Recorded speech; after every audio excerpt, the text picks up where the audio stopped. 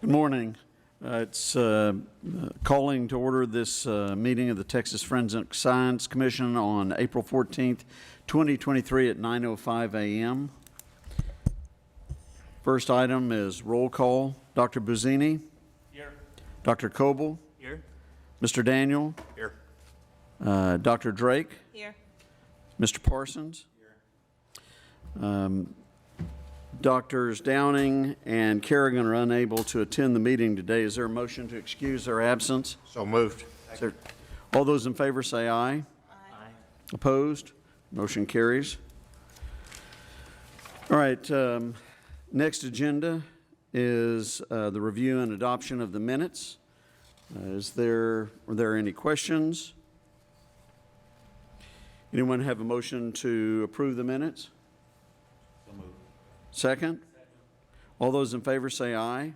Aye. Opposed? All right, item number 3 is the office administrative update.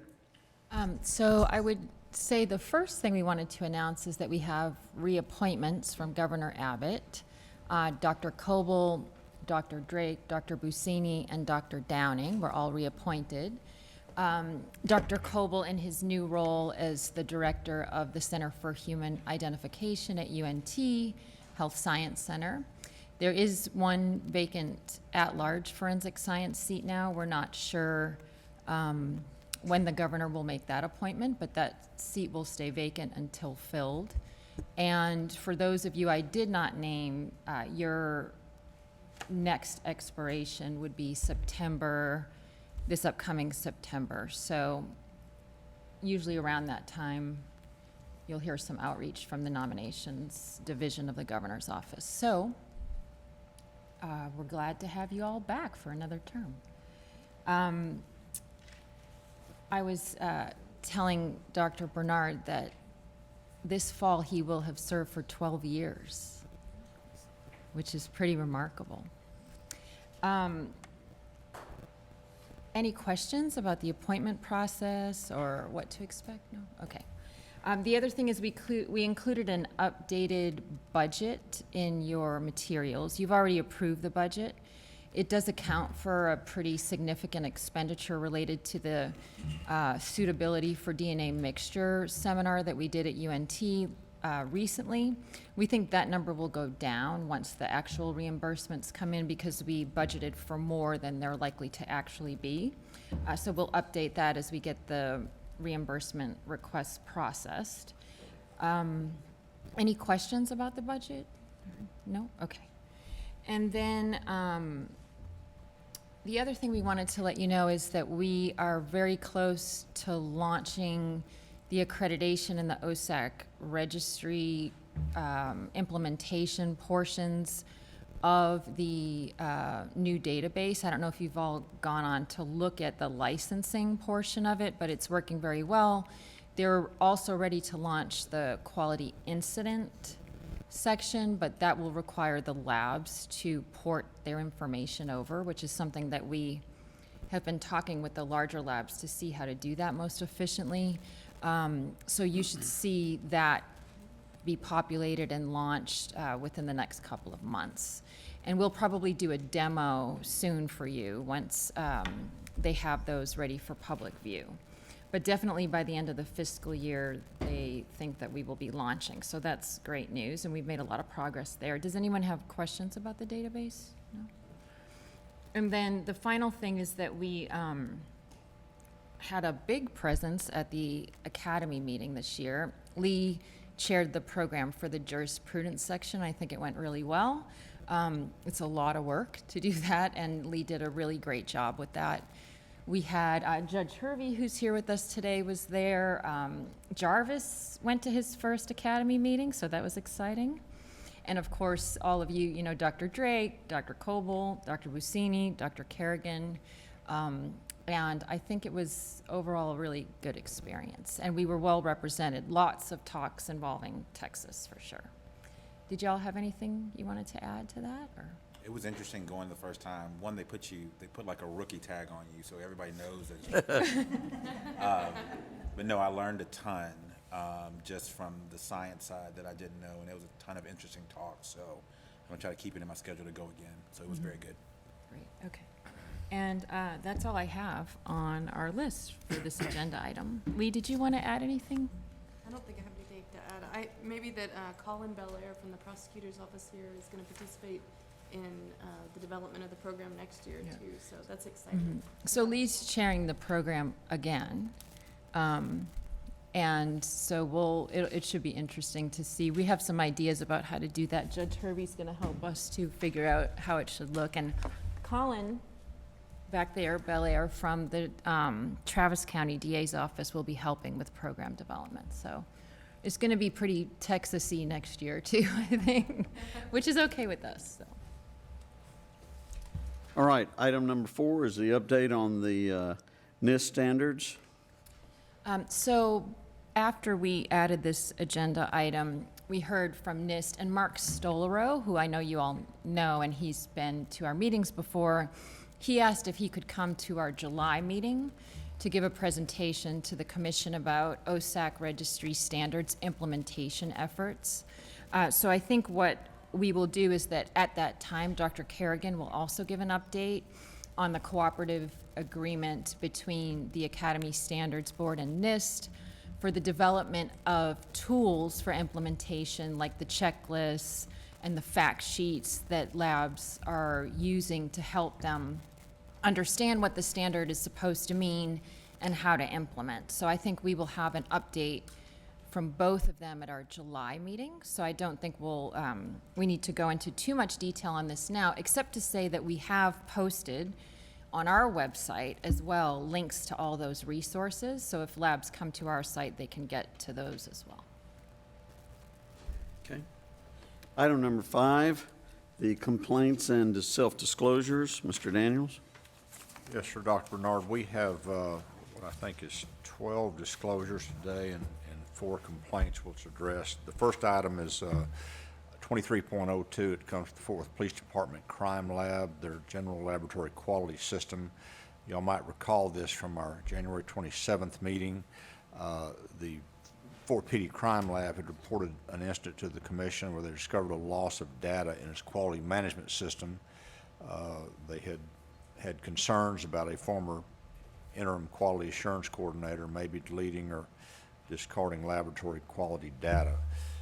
They had notified the DA's office in Fort Worth, Tarrant County, that also had their police department forensics unit look at this, and in recovery was actually marginally successful.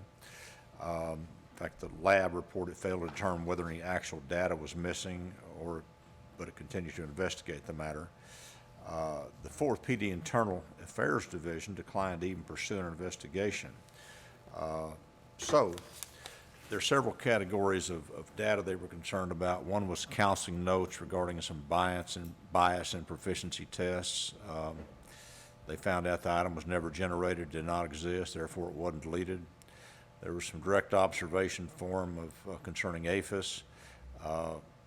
The person of concern denied deleting those. There was no proof or confirmation that she'd done so. There's also an Excel document regarding OSAC registry standards. The laboratory alleged that the former interim quality director compiled an Excel document showing the lab's compliance with all OSAC standards. In her response, the person of interest stated she sent the document to the supervisor of each section. Every supervisor had their very own copy of the document for their section, and they were not compiled in some master list, so her response was very clear that she had denied, and it appears to be confirmed she did not delete any document. And then there were some monitoring notes for some CARs, and the laboratory had made a claim that those, quote, may have been taken. There was nothing conclusive about that. They were not formalized under the CAR's normal course of any regular laboratory audit that could be located, and the former interim quality director denied deleting such information. The lab has made some corrective improvements. The person of concern had provided a lengthy response even a few weeks ago that's in your materials. The staff had reviewed this carefully and had made a recommendation or brought a recommendation forth to us to take no further action, which I concur with. We also wanted to add a caveat that staff recommend the commission forward a letter to the lab providing guidance on timely making disclosures, but also the fact that, and this I think is important, that in January, we had tabled this matter because we just received some additional information. And our staff made requests for additional information from the lab.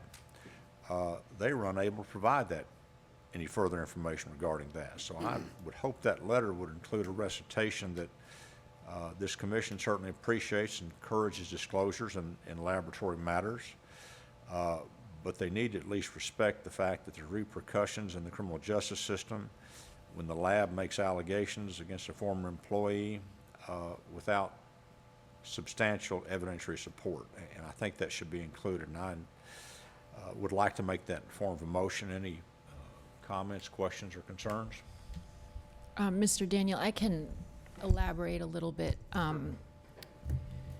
I think that there were a handful of quality documents that they thought were on the former interim quality manager's laptop. When we interviewed her and when the laboratory investigated further, what we realized was that all of those documents were available. They were in the possession of the lab, either in the SharePoint that ANAB sets up for purposes of assessment activity, or they had been emailed to section supervisors, like in the case of the OSAC registry implementation. There's only one document of all of it that I think was her own sort of personal notes about the things she might do to improve the lab if she were given the permanent position, which she was not. I think it's worth mentioning as well that she was passed over for the permanent position after having raised some concerns about management to officials within a higher up position in the Fort Worth PD chain of command. And even the things such as the OSAC registry stuff was easy to explain. All of those items that were put forward in that initial disclosure, one can tell very easily either where they ended up or that there was an assumption that notes had been created, for example, during a one-on-one conference about a direct observation, but there actually just weren't any notes. And so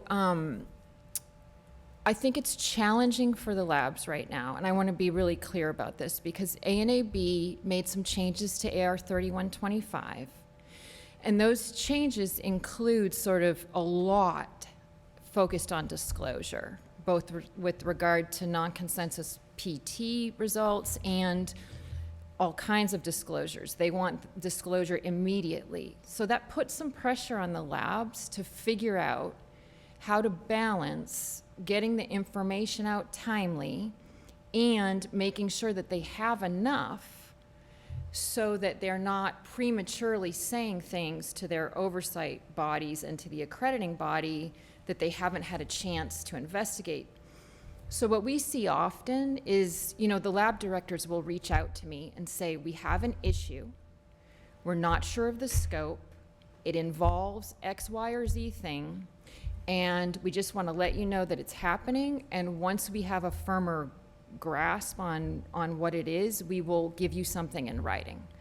That works well for a lot of labs. And so what I think we should do is send some information to the labs. We know there have been changes to AR 3125. We know these impact you. We're getting a lot more communications from the labs and giving them some guidance on the AR 3125 changes as they apply to our expectations.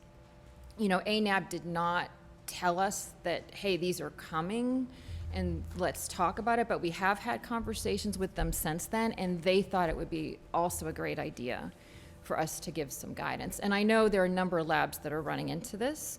So on the one hand, they are under pressure to do this immediate disclosure thing. But if they disclose something that's essentially an allegation of misconduct, when they haven't investigated it yet, and then it's not supported, that can have really serious implications for the individual. It has serious implications for the criminal justice system, the disclosure requirements that perhaps the prosecutors have. And so we're going to try to give some guidance, and I will stop talking, but I just wanted to give a little bit of additional information.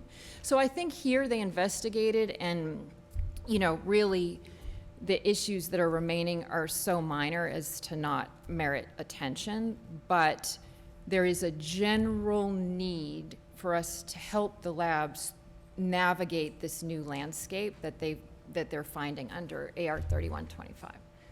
Does that make sense? It does, so let me massage the motion a little bit, that there be no further action taken, but that the commission forward a letter to the laboratory providing guidance for timing of disclosures where violations of professional obligations are alleged, and also the concerns about the appreciation for the pressure on labs to report, but also the necessity that there be substantiating information in support of it.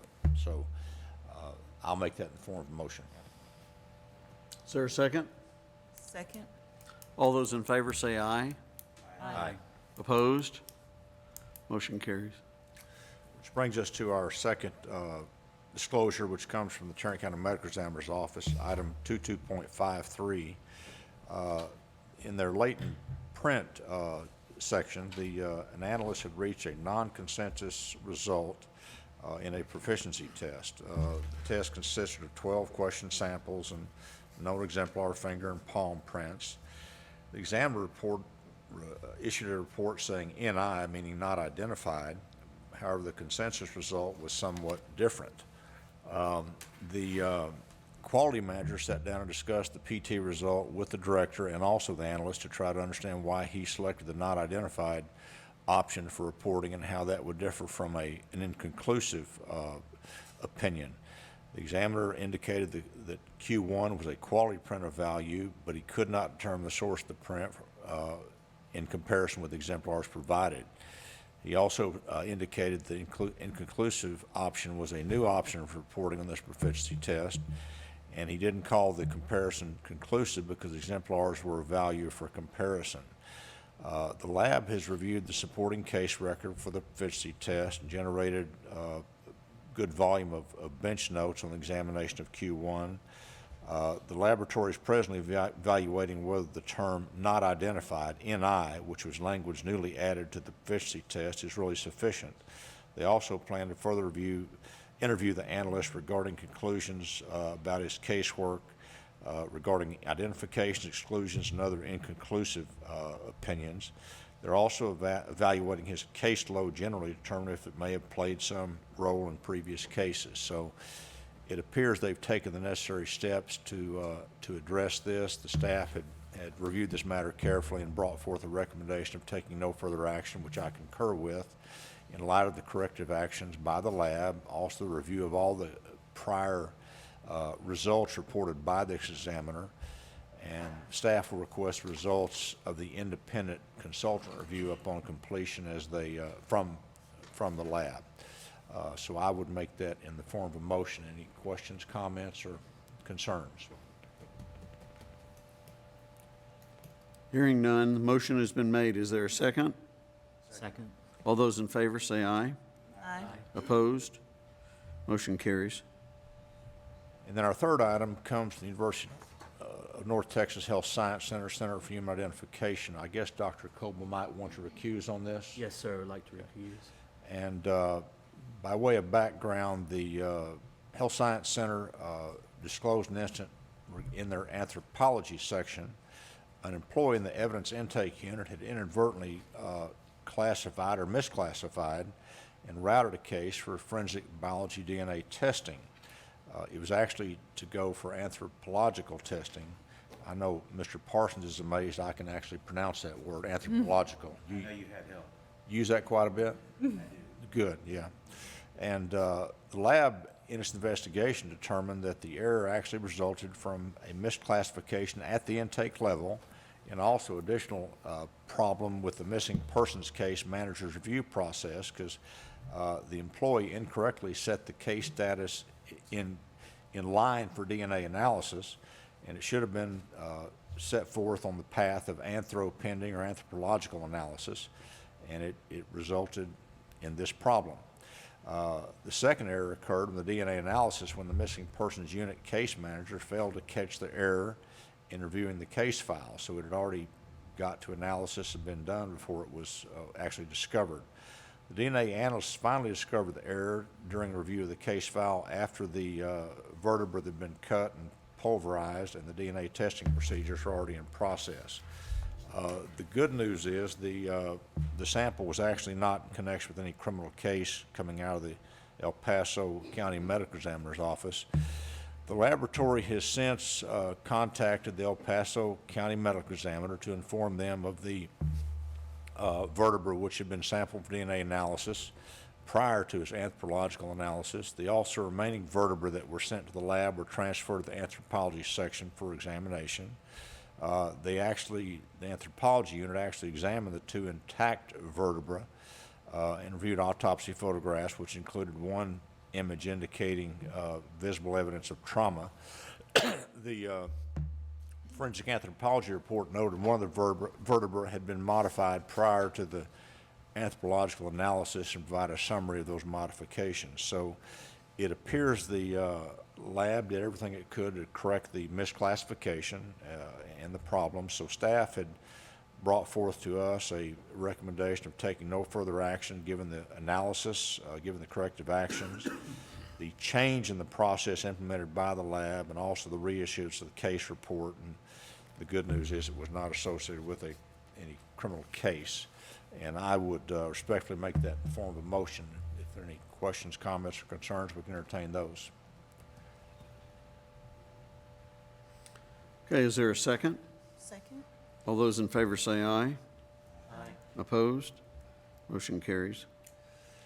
Which would bring us to our next item, which is case number 23.05. It comes out of the DPS lab in Midland, the seized drugs section. And it just shows occasionally they miss boxes of evidence in Midland also. The lab had done an annual storage inventory back in the latter part of 2022. They could not find a single brown box containing seized drug evidence for a specific case. The laboratory information management system did not have information indicating it had been destroyed or even returned back to the lab. They showed analysis to have been done on the item back in 2020. The evidence technician that showed had taken the brown box of evidence, which was, quote, pending return, end quote, to a location to the outside vault for storage. And it appears that back in September of 22, there had been some destruction of multiple brown boxes from the outside storage vault that were labeled and pulled for destruction. This box appeared to have been inadvertently included in that population of items that were destroyed. The lab suspects evidence technicians inadvertently did this, and what happened. Again, our staff had carefully reviewed this and secured all the available information and brought forth a recommendation, which I'm prepared to make, is that in light of the root cause analysis and also the corrective actions by the lab, that no further action is necessary, and I'm prepared to make that in the form of a motion. Any questions?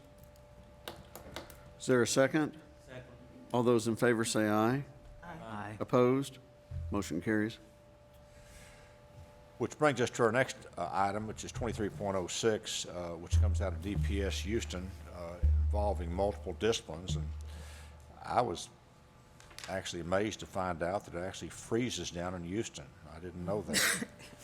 And on January 27th of this year, they had a heater coils malfunctioned during an ice storm.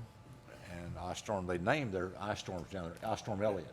That was the comment I was going to make, was I'm amazed that they have names for those. Didn't we have an ice storm, Jeff Bernard, up in Dallas one time? I don't know about ice storm. Just a long-standing storm. Yeah, Yeah, continual. okay, yeah, okay. But, so, there'd been a essentially a flood incident in the crime lab. It affected a number of areas, including DNA, seized drugs, blood alcohol, firearms, tool marks, and the main evidence vault. The facilities personnel addressed the issue as quick as they could. They made successful repairs to the coils. The laboratory areas and casework areas were all cleaned and sanitized as quickly as they could. The lab did an inventory of casework. There were about 107 cases impacted. 106 were stored in the completed vault, and 1 case was stored in the firearms vault.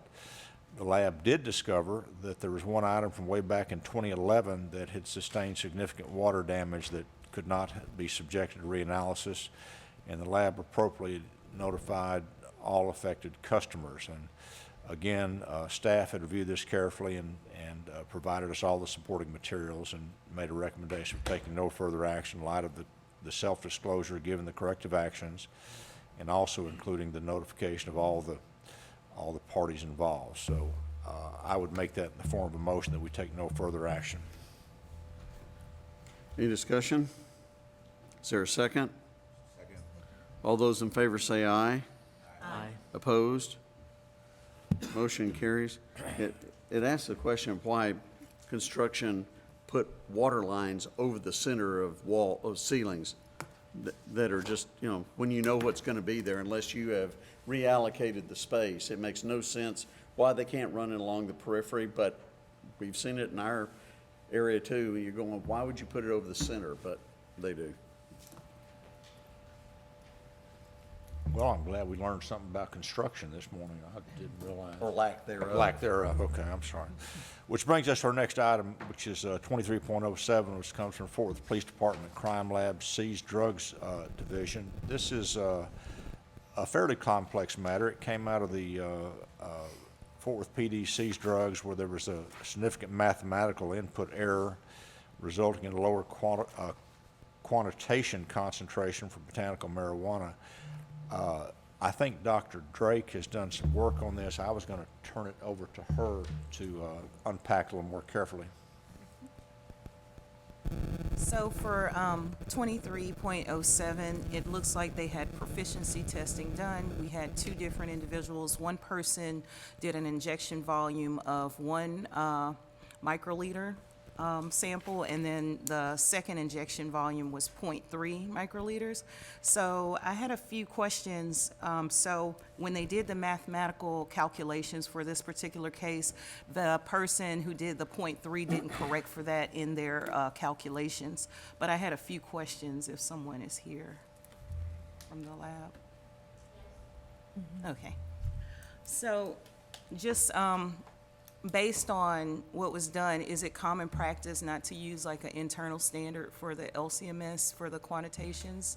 I wasn't sure about that one. Come up here.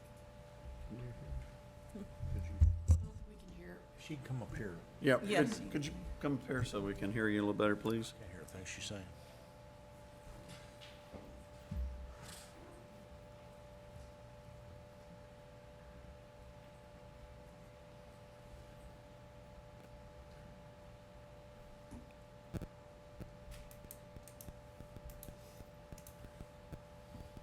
Sorry, could you just introduce yourself too, please? My name is Cassandra Setzer. I'm from the Fort Worth Police Department Crime Laboratory. I'm the quality assurance coordinator there. Okay. So the only, that was one of the questions, because I know at LCMS with matrix effects, like I see that you use like a historical calibration curve that was done like 5 days before the runs. And is that typical? Because usually with the internal standard, that'll make sure based on the sensitivity that you don't really have those changes. So is there any protections you guys have in place for that? My understanding is that they are using an internal standard for that. I have to go over actually the data files from the instrumentation to Okay. Dr. Drake, I just wanted to say that Ms. Setzer is relatively new to the lab, and I don't know if your subject matter expertise is seized drugs. No, it is not. So it might be helpful, because the supporting documentation indicates that there is not an internal standard use. And so then we would have some follow-up questions, I think, based on that. So probably what we should do is give them some time, send them the questions and give them some time to respond. Yeah. And then that way the drug chemist can look at it, which is, important. Put you on the spot. So thank you. Yeah, so we may want to request the validation methods for this because we probably want to see down to the 0.3 microliters to see the precision and the bias down to that level for this sample. And also maybe ask them about, is it common practice to change the injection volumes that they use instead of changing the concentration? Would you want to table this and then have a chance to think of what other questions you might want to ask, or? Yeah, and probably talk to Dr. Kerrigan as well, because I'm sure she may have some. Do I have a motion to table this item? So moved. Have a second? Second. All those in favor say aye. Aye. All right, motion is tabled. Which would bring us to our next item, which is 23.08. It comes out of the Fort Worth Police Department Crime Lab, firearms and tool marks. A firearms analyst had reported a proficiency test results on inconsistent with the consensus results of 3 exclusions and 1 exclusion. The analyst had done an intra-laboratory monitoring activity comparison where the analyst was the 3rd member of the firearms unit to actually analyze the same evidence. The inconsistent result was reported on 1 inconclusive item. The firearms supervisor reviewed the case with the analyst. The supervisor felt that this one particular item had lack of individual characteristics, and the analyst generally reported an inconclusive finding in accordance with the firearms unit range of conclusions policy. Since there could be multiple reasons for the lack of individual characteristics, the supervisor felt inconclusive was an appropriate conclusion in that particular circumstance. The quality director also felt the analysis was consistent with the Fort Worth PD's range of conclusions policy. The quality director at the lab reported the verification of these cases is a lengthy process and that this portion of the corrective action had not been completed at that time. The lab is working on an action plan to have these cases reviewed by another individual, but does not yet have an estimate of when that could be done. In light of all the status of the matter and the staff's very careful review of it, they had brought forth a recommendation of taking no further action in light of the self-disclosure given the root cause analysis, the corrective action, and also the proficiency testing on inconclusive reporting issues, with the applicability raised in the self-disclosure will be addressed in a report to be published in the Nanon Williams complaint. In light of that, I would make that in the form of a motion to take no further action. Is there a second? Second? All those in favor say aye. Opposed? Motion carries. Which would bring us to our next item, which is 23.09, which comes out of DPS Garland seized drug unit. There was an incident reported where the original analysis on seized drugs, methamphetamine, resulted in a reported weight of 21.29 grams rather than the actual correct weight of 12.29 grams. The difference obviously was a transposition of the numbers of 2-1 to 1-2. The analyst frankly did not recognize the difference in the weight recorded versus the physical size of the sample. The lab has issued an amended report. They've also informed all the stakeholders. They will be reviewing a sampling of cases from the seized drug analyst's work for the last quarter of 2022 to determine if any other cases reported greater than the weight category. Staff had brought forth a recommendation to take no further action in light of the root cause analysis and also the corrective actions by the lab and changes to the documenting the calculation for determination after analysis weight. And I would make that in the form of a motion. Any discussion? Is there a second? Second. All those in favor say aye. Aye. Aye. Opposed? Motion carries. Which brings us to our next disclosure, which is 23.10 from the DPS crime lab as a whole. just last month, DPS reported a system-wide issue of insufficient reporting as it related to hydrocodone. The error, frankly, could significantly impact the agency's categorization of various penalty groups for that substance. The lab released drug analysis reports for hydrocodone, where the reported result without noting the presence or possible presence of the non-narcotic therapeutic amount of that particular sample. And most of you should be aware the Controlled Substances Act has penalty group 1, penalty group 3. Hydrocodone penalty group 3 has a specified dosage and is present in non-narcotic and therapeutic amounts. Hydrocodone penalty group 3 can also be referred to as dihydrocodone. The laboratory believes its policy did not really provide clear requirements or distinction between the two. There were some training program deficiencies. There may have been a lack of understanding that hydrocodone may need to be reported differently or with different information depending on the appearance of the substance and the analytical data produced through the testing. The lab indicates it has notified all stakeholders, which would be many. It also obtained a copy of the notification. Staff has a copy of the notification, which we have available to us. The lab also has reviewed all seized drug cases reported as hydrocodone since January 1 of 2012, which must have been a massive undertaking to go back 11 years. They're also asking prosecutor's office to determine whether the change in reported result might affect the penalty group for various cases. They're working to improve their standards and reporting process for hydrocodone across their 13 seized drug lab operations. In light of the corrective actions by the lab and the notification, staff had respectfully made a recommendation, no further action. If there aren't any questions or comments, I would make that in the form of a motion. I was just wanting to comment.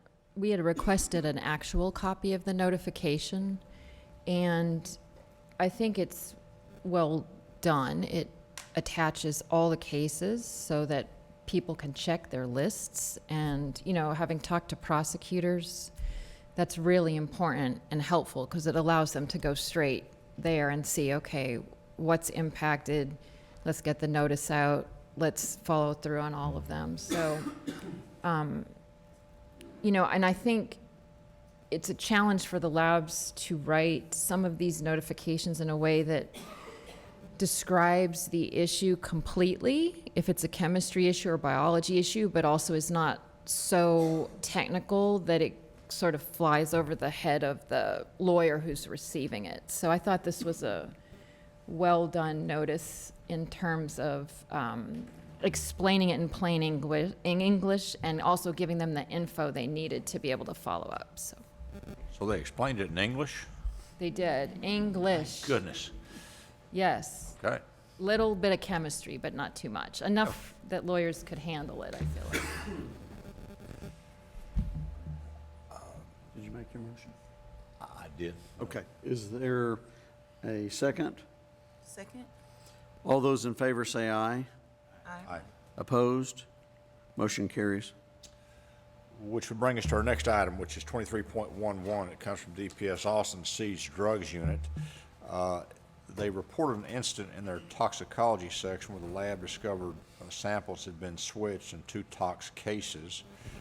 This happened just back in February. The case reviewer in the lab notified a supervisor regarding data discrepancies for a case undergoing technical review, and that case was numbered 77.20. The relevant data for that case included a negative result for benzo confirmation and also indicated the presence of lorazepam, a second benzo confirmation test with negative results, a third benzo confirmation with negative results. When they reviewed the batch data, the analysts discovered the sample switch actually occurred during the first benzodiazepine confirmation with a case involving a similar number, which was 7220 rather than 7720. They realized the sample switch resulted in case number 7720 being released with an incorrect negative result. The lab believes the error occurred because prior to sampling, the evidence is lined up on a cart and placed in proximity to where it's being utilized in testing. The similarities in the case numbers also contributed to the the problem. An additional contributing factor was the lack of proper data evaluation. The analysts felt justified in moving the case to technical review with a negative report. It really should have identified the error at that point. The lab has notified all stakeholders regarding case number 7220. Additional testing determined case 7220 did in fact contain lorazepam and issued a corrected report. And they're now going to give analysts magnifiers while sampling paperwork and also increase the font size, which is, I guess, encouraging. So there's not much we can do about that, so staff respectfully recommended taking no further action given the corrective actions and all the notifications by the lab, and I would expect to make that in the form of a motion. Any discussion? Is there a second? Second? All those in favor say aye. Aye. Opposed? Motion carries. The next item is 23.13. It comes out of DPS Houston, the materials trace. And this does have a little complexity. Just last month, the DPS Houston lab had reviewed an incident in the lab's materials trace section. The analyst did not achieve expected results on a bulb filament proficiency test. And I frankly had to go learn more about that in a vehicle headlight, I guess before LEDs, if there was a impact injury, they might use this test to determine if the light was actually on or not on. If it was on, it was heated and thus often bent. If it was not, it would be cold and thus shatter.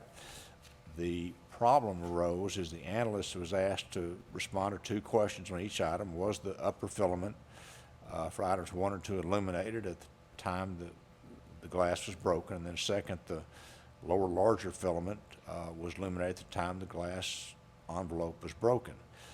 For the first item, the analyst reported inconclusive for both questions. For item 2, the analyst reported yes to both questions. The consensus result on 1 was no, and on item 2, the consensus result was yes for the first question, no to the second. The lab did discover the analyst does not routinely work cases or filament cases, which are kind of uncommon in the lab. The supervisor had not worked a case in some 3 years, so they determined that the root cause was that the analyst observed item 1 to be a dual filament bulb with the glass broken. The analyst also observed that both the upper and lower filaments were unbroken and showed signs of non-significant distortion. On item 2 during the analysis, they determined item 2 to be a dual filament bulb with glass broken, and the analyst also observed melted glass in the upper filament with tinning, stretching, and compression. The analyst indicated that the overall conclusion would have been reported that the bulb was on at the time of the damage, which is consistent with the consensus of how analysts would have stated their findings on the report. The lab ultimately had another analyst review the 4 filament cases worked by this analyst. The laboratory issued voluntary work suspension for the filament analysis for this analyst, and they no longer work filament cases. In light of the root cause analysis and the corrective actions made by the lab, including the analyst no longer working filament cases, the staff had respectfully recommended that we take no further action. I respectfully concur with that and would make that in the form of a motion. Is there any discussion? Is there anyone who understands all the details of that? Is there a second? All those in favor say aye. Aye. Opposed? Motion carries. Dr. Busini understands. He may.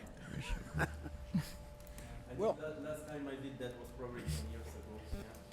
That's the problem when you get something that's rare like that. here's what's interesting is most of your lights these days are LEDs, so the filaments really aren't going to be in existence or an issue anymore. So we're kind of reviewing an old school matter. But that would take us to our next item, which is 23.14. It came out of DPS Austin Digital Multimedia Lab. They had notified our commission about an inconsistent proficiency test result by a digital media analyst. The DPS policy for digital media provides for downloading the information from the device and providing materials to the customer without interpreting those results, while the proficiency test requires the analyst to provide certain data interpretation where the analyst's mistakes on the proficiency test occurred. The lab did not consider this mistake on the proficiency test an inconsistent result like the PT provider did. The test required the analyst provide the question center's email address. The analyst misread the question center's address and answered to the recipient's address instead. The proficiency test also requests a search item utilized by the user. The term they were supposed to use was bolt cutter, but the analyst cut that short and used the term bolt. These two errors were attributable in part to the fact the test required the analyst to use two different computers and also take the proficiency test because the forensic file has to remain offline because of potential contraband material. The DPS ultimately considered the analyst's proficiency test to be successful because their policies do not require information required in turn to be missed by the PT provider. And it looks like they've resolved the issue adequately. In light of the explanation for the discrepant responses, the staff and the review, staff had made a recommendation. We take no further action, which I'm prepared to make in the form of a motion. Any discussion? Is there a second? Second? All those in favor say aye. Aye. Opposed? Motion carries.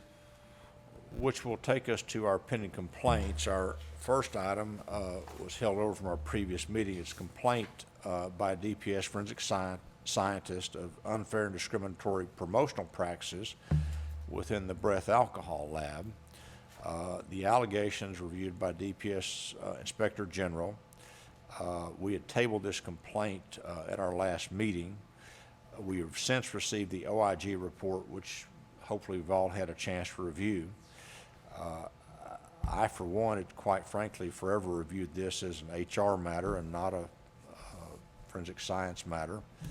But in light of our receipt of the Inspector General's report, which is fairly well written, the preliminary recommendation was to dismiss the complaint given their findings that the allegations are unfounded and the fact the allegations are unrelated to forensic analysis. And I would make that in form of a motion at this time. Any discussion? Is there a second? Second. All those in favor say aye. Aye. Opposed? Motion carries. Our next complaint is 23.15 from Frankie Polk against Orchid Cellmark, now NMS Labs, and their tox section. He had alleged the DNA mixture evidence utilized at trial had contradicted a suppressed lab report by a former Orchid Cellmark, which allegedly discovered an unknown female contributor in that mixture. The complaint really doesn't specify that the lab that conducted the analysis, nor does the complaint include the allegedly suppressed Cellmark report. It had previously been reviewed by the statewide mixture review team and was closed due to being indicative of DNA single source implicating the defendant. Staff had brought forth a recommendation that we dismiss the complaint because the mixture's already been reviewed by the DNA mixture team and because the allegations of suppressed or withheld evidence were not really outside of our jurisdiction. I'll make that in form of a motion. Is there a second? Second. All those in favor say aye. Aye. Opposed? Okay, motion carries. Our next complaint is 23.16 from Lamar Lovett. He complains alleging that a post-conviction DNA testing conducted in 2022 conflicted with results admitted at his trial. The original testing was conducted by Austin PD Crime Lab way back in 2010. He alleges that post-conviction testing revealed an unidentified person had contributed to a DNA mixture where the 2010 analysis admitted at trial was classified as inconclusive. Back towards the latter part of December 2020, the trial court had held a hearing on this and found, based on post-conviction testing, identity was not an issue in the case and denied the requested testing of other items of evidence in the case, which is somewhat different from what he alleges in the complaint. In fact, the allegation of in his complaint are somewhat well, misleading for one, and also completely incomplete. And staff, on the basis of that, had recommended that we dismiss the complaint, primarily because Chapter 64 post-conviction testing is consistent with the results of the original 2010 testing. At trial, he could not be excluded, and I would make that in the form of a motion. Is there a second? Second. All those in favor say aye. Aye. Opposed? Motion carries. Which would bring us to our last complaint matter, which is Miranda Dews against Expertox Hair Analysis. She had filed this on behalf of defendant Rafael Pabon, who was convicted 4.5 years ago in 2018 in North Carolina. The court convicted Pabon of committing the offense on or about 2017, and a lab in North Carolina collected blood and urine from the victim of the case. The blood test had returned negative, and the urine test returned positive clonazepam. The complaint alleged that the hospital collected a hair sample and forwarded it to Expertox for testing. Expertox detected cyclobenzaprine.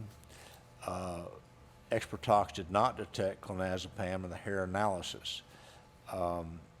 The complaint alleges Dr. Lakissa testified at trial that both drugs created some synergistic effect on the victim and rendered her incapacitated. Dr. Lakissa also testified the amounts were introduced to her system in January 17 through some latte and could have been in quantities that could have caused death. So this needs some more work, obviously. Staff had recommended we table that until further information can be supplied to the commission. I would make that in the form of a motion. Any comments? Is there a second? Second. All those in favor say aye. Aye. Motion's tabled. Or, I'm sorry, the complaint is tabled.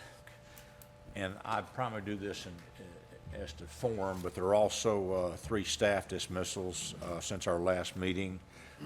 They are case number 23.12, 23.17, and 23.22 is a very, very brief summary.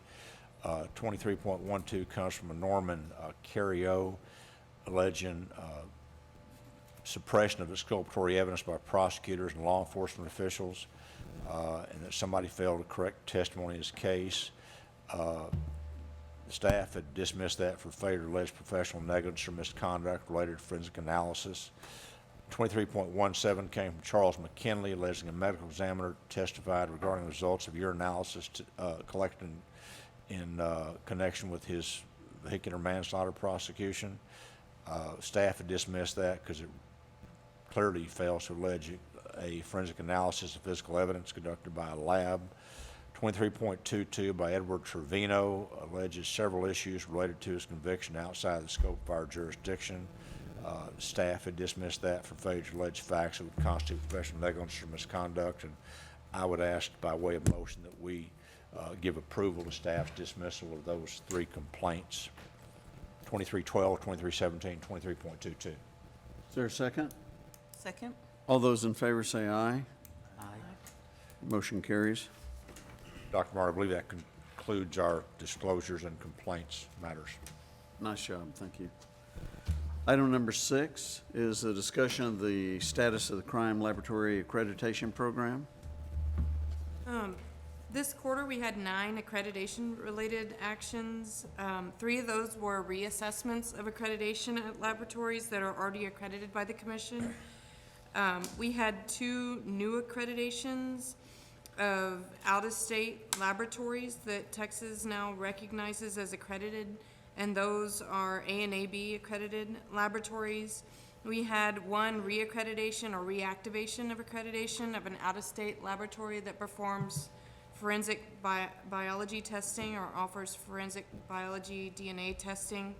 We had 1 surveillance assessment, and then we had 2 reported non-consensus proficiency test result nonconformities.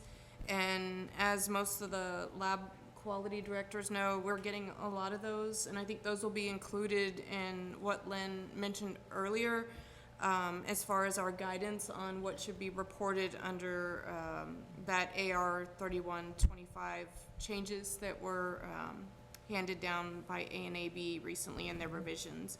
And we're getting those reported non-conformities with proficiency test results, non-conformities pursuant to a change to AR 3125 that requires laboratories to tell us or tell the accrediting body when they don't obtain expected results with monitoring tests. So in some instances, they'll get conforming results, but the analysts did what they were supposed to do. The laboratory just doesn't offer the method or the type of testing that the test required them to do. So they followed the lab's procedures, they did everything correctly, they got the right answer, but because the test required them to use a certain method, they didn't get the actual consensus result. And they have to report it that way, they have to enter it that way, and they have to show that they didn't get the actual test answer, and they have to tell the accrediting body that it was non-conforming or a non-consensus result and tell us.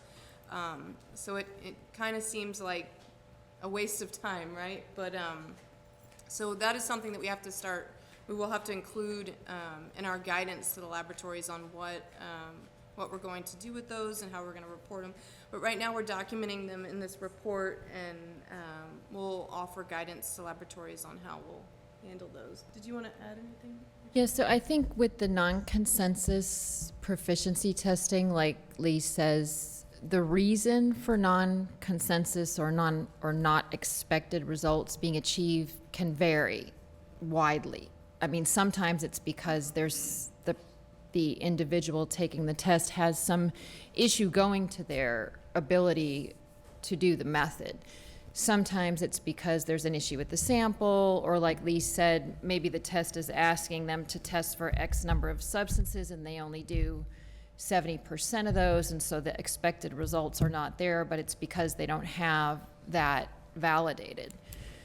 I think what we're going to do from now on is actually treat all the PT stuff in a separate document for you, so probably not put them on the general counsel memo for disclosures and not put them in the other accreditation materials, but have a separate document. And part of the reason I want to do that is so that we can see trends and see what kinds of things are coming up in these PT results. You know, sometimes it's even, I was talking to one of the labs that was talking about just what happens in shipment of some of the materials. Sometimes things get messed up, and it's not the analyst's issue. So we just need to, now that we're getting, flooded is a strong word, but we're getting a lot of them. And so we need to figure out the best way to approach that. So the other thing I wanted to point out is that I wanted to express gratitude to Dr. Coble for looking at two different items in this accreditation memo for us. One was Sorensen's reaccreditation. They've had a very significant change in leadership, so they are back wanting to do casework in Texas, and Dr. Coble helped us look at their materials. And then Intermountain Forensics, which is doing forensic genetic genealogy. There are only a couple of labs that are accredited to do that, and this is a very important tool for law enforcement, especially in cold cases. So Dr. Coble also helped us by looking at that. And we're grateful for that because he has that technical expertise. The other thing I would say is that for U.S. drug testing labs, there were quite a few nonconformities in their assessment, and so we had a 90-minute conference call with ANAB to go through all of them, and we felt comfortable at the end of that that the issues were addressed, and we would also say that their quality team has been very responsive and willing for us to talk to ANAB, so that was actually a positive as well. That's all I have on the accreditation memo. The other thing we included was the checklist. I don't know if you remember. So if you recall, when we released the report in the Cologne investigation, there were some items that we were asking laboratories sort of universally to include in their policies relating to testimony prep and expectations there, among other things. The TAFQAM, which is the Association of Forensic Quality Managers, has dug into that to help us figure out what it means to be in conformance with those recommendations. If you look in your Govenda, there is a document from them about that. We're working with ANAB and A2LA on implementation of those recommendations. Any questions? All right. That's it for accreditation, Dr. Bernard. Were we gonna talk about Rule 651? That's a little bit further down. Okay, Yeah. So licensing's next. all right. On the licensing agenda item, the licensing board met yesterday, over in the Supreme Court building in the first floor conference room. Right now, we have approximately 1,200 licensees. You have a summary in your materials. If you all recall, one of the main things that we discussed proposing at our July meeting, when we meet again, is changing the cycle, not the terms like of our license cycle, but the way the licenses expire, so that they're not all expiring at the same time in December. Because if you all recall, all the licenses were issued at the same time in 2018 when we began the program. And we want to stagger them so that staff and the licensees too aren't overwhelmed all of this, having them all expire at the same time. So we talked about having them expire on the licensees' birth dates, kind of like how the state bar does it. And so we've asked staff to compile a list of everyone's birth dates so that we can come back to the meeting in July and talk about perhaps having them expire on the birth dates and stagger. That was one of the big things that we discussed at the licensing meeting yesterday. We also have here in this agenda item a proposal to lift the fee for the temporary license. And that is because we only charge a fee to two types of customers for this type of license. And that would be a private laboratory who's coming in to testify on a particular criminal case, often for a defense, a defendant in a particular criminal case, or in one new scenario that came up over the last quarter where we had particular evidence for a case in Harris County where the evidence was found in Louisiana, where the body was found in Louisiana, and the analysts collected the evidence from the body and did the analysis in Louisiana. And it was by a person who was from a parish in Louisiana and they have an interesting setup. I probably can't even describe it to you because it's so complicated. But the analysts worked for the parish, and then they go to the state crime lab to conduct the analysis, and they don't actually work for the state crime lab. And no one wanted to pay for the license, essentially. No one wanted to pay for the $100 temporary license, and the Harris County DA's office was trying to ensure that this person was licensed when they go to testify in their case, and they had a subpoena for the person, and they just wanted to make sure they were following all the rules. And so they asked me if we could waive the fee for them. And in that instance, we have to waive it for everybody, right? So we thought about, from a policy perspective, why do we collect the fee, and how much have we collected since the inception of the licensing program? Well, we've really only licensed 3 people for a temporary license. And so that's $300 over this past, so we don't really take much income over. So what we proposed was waiving the fee for this program. And yesterday our licensing board agreed that we should probably just waive the fee for this type.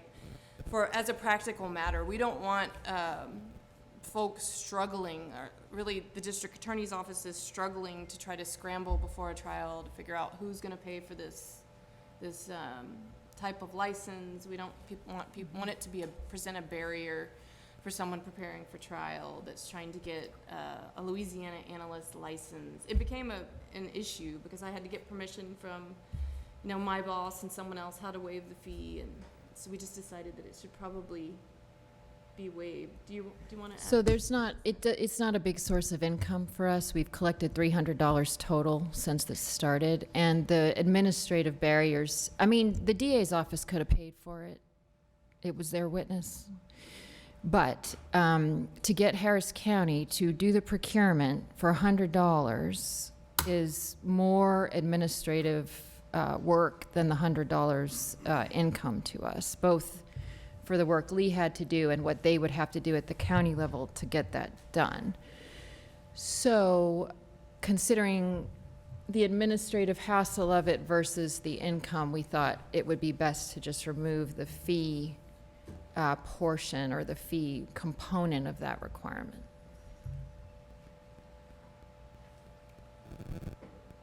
So the recommendation yesterday was to, the full commission to adopt this rule today. So today you all would have to vote to remove this fee from the rules. And we have a rule proposal in your meeting materials.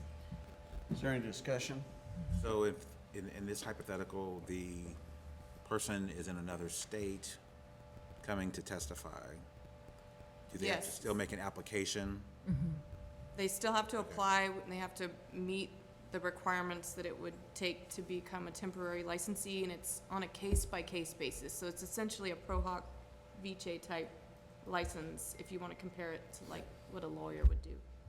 And the laboratory is accredited, so I'm not sure how they work it out with ANAB, that they have people coming in from the parishes to work in the labs, but that's a separate issue.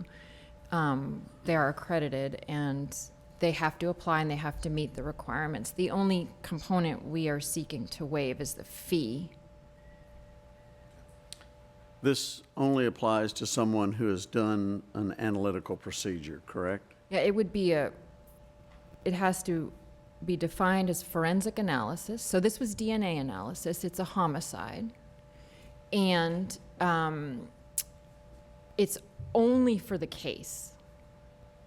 So it lasts for the duration of the case itself. So these are people who are not regularly in Texas. They might be in a neighboring state, and given the circumstances, they will So need this to doesn't have come any- to testify. This has nothing to do with expert witnesses who are just rendering opinions? No, this is Okay. actual They had to do the physical analysis? testing Okay. in the lab. Yep. All right. So is there a motion to adopt the temporary license fee waiver? So moved. Is there a second? Second? All those in favor say aye. Aye. Opposed? Motion carries.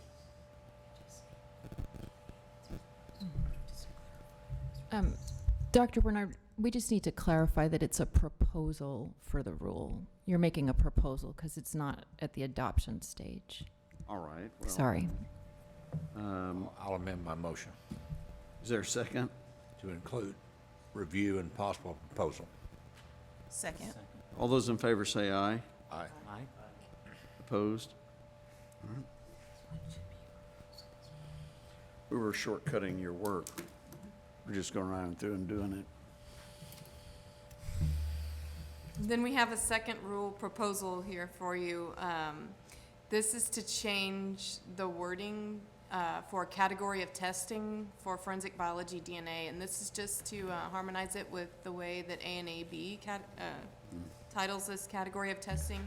We termed it SNP, and ANAB calls it massively parallel sequencing, and so we'd like to make sure that we're referring to it the exact same way. And so we just literally just changed the terminology here, and that's all we're doing in this rulemaking.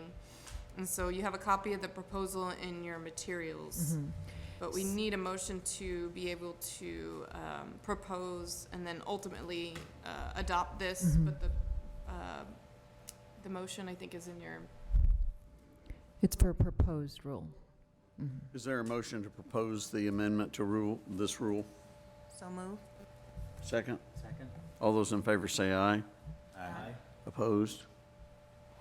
Is it Motion called carries. massively parallel or massive parallel sequencing? So I hear it as massive when I'm out there in the world, but ANAB certificates, that we looked them up, and it says massively, and so that's why we're tracking the accrediting body's language.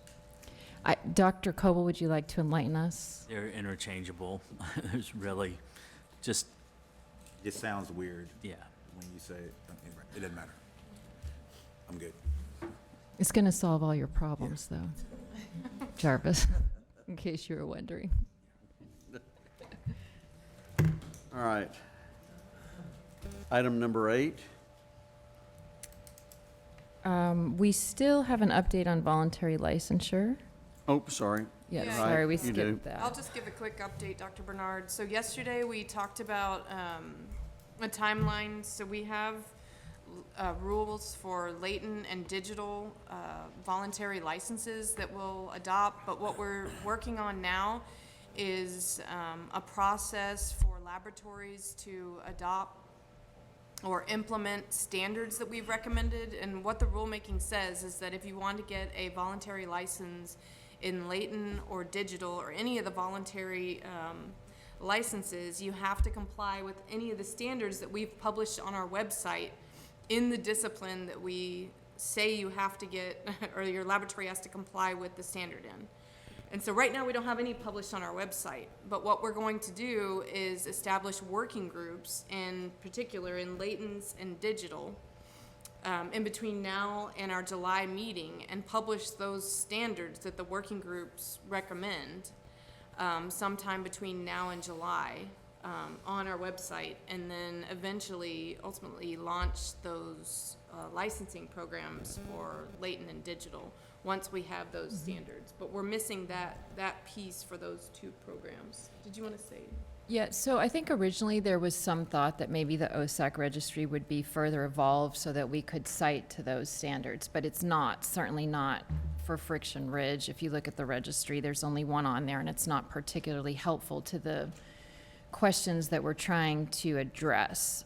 So what we are contemplating is really focusing on the key issues that a quality system has around documentation of the analytical process, the rationale for making your decision. You know, if I call this an identification, or I call it an elimination, or I call it inconclusive, why am I saying that? Can an examiner 3 years down the road come along and open up the materials related to this case and really understand what was in my head when I made that call? So that's the type of AR 3125 we're going to be borrowing from that to create this document.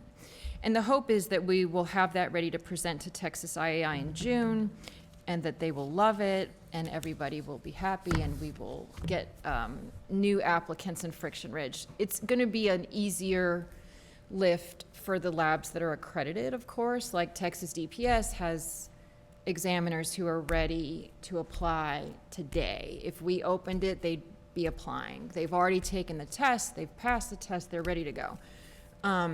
For the smaller PD and sheriff's offices that have Friction Ridge work being done there, they're the ones that are really going to need to take a look at what it is that we release to make sure that their process encompasses these key components. So we can't, the statute does not allow mandatory accreditation in Friction Ridge, but what we can do is, for those who want to be licensed, put out there some of the most important common sense components of documentation in particular, so that we're really hitting the high points but not burdening small law enforcement agencies.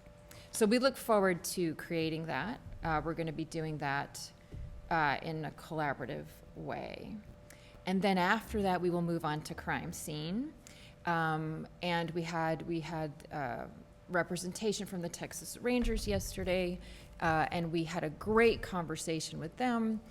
I wanted to report to you all, I don't know if you remember this, I know Judge Hervey remembers this, but we had convened a working group, and one of the things we did was we recommended that the basic peace officer license training have an increased number of hours dedicated to crime scene, because they used to have 32 hours, and they agreed to incorporate 8 additional hours. And the feedback we got from the Rangers yesterday was that the 8 hours that we encouraged them to include really focuses on a practical exercise. So they get to sort of go through a mock scene, and that the feedback that they've gotten on that is that it's been incredibly helpful and useful, and that some of the folks who didn't go through that for their own licensure with TCOL thought, oh, I wish I had had this, back when I was going through my training. So that was great feedback. I think Ranger Bruin. And we have, yes, thank you for being here. I don't know what exactly we will do with the crime scene program, because it's more challenging than digital and Friction Ridge combined, frankly, but we will get together and talk about it. I think one of the things we discussed yesterday was how we can leverage the resources at Texas DPS in particular to expand this scene training that they already do. Between DPS and Texas A&M, I think there is an interest at the sort of leadership at Texas DPS to expand the work of crime scene training. So we just need to, we're gonna bring the group back together and talk about ways that we might move forward so that people aren't just thrown out at a crime scene with no real training, which is, I guess, a phenomenon that sometimes happens. And that's sort of rife with potential for problems. Also, there's an app that the Materials Trace Unit created at OSAC that is very helpful for crime scene. And so we want to sort of start incorporating that, letting people know that it's out there. There's a lot to be done for crime scene, but I think we're hopeful that once we get past Friction Ridge and digital, we'll be able to do something productive there. Exactly how it looks, we're not sure.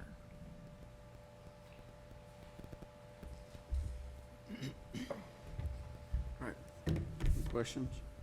All right. Item number 8. It's a review of the final investigative report from the panel on self-disclosure 22.17 Fort Worth PD Crime Lab proficiency testing reaccreditation. Okay, is this on? Are you getting audio from here? Yeah, okay, great. Oops, sorry. It's on now. Let's see, so,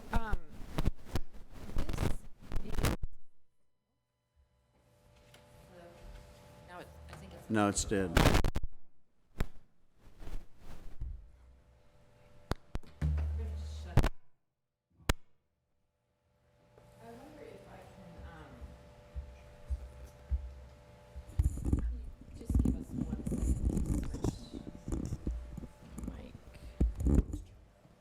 It's off.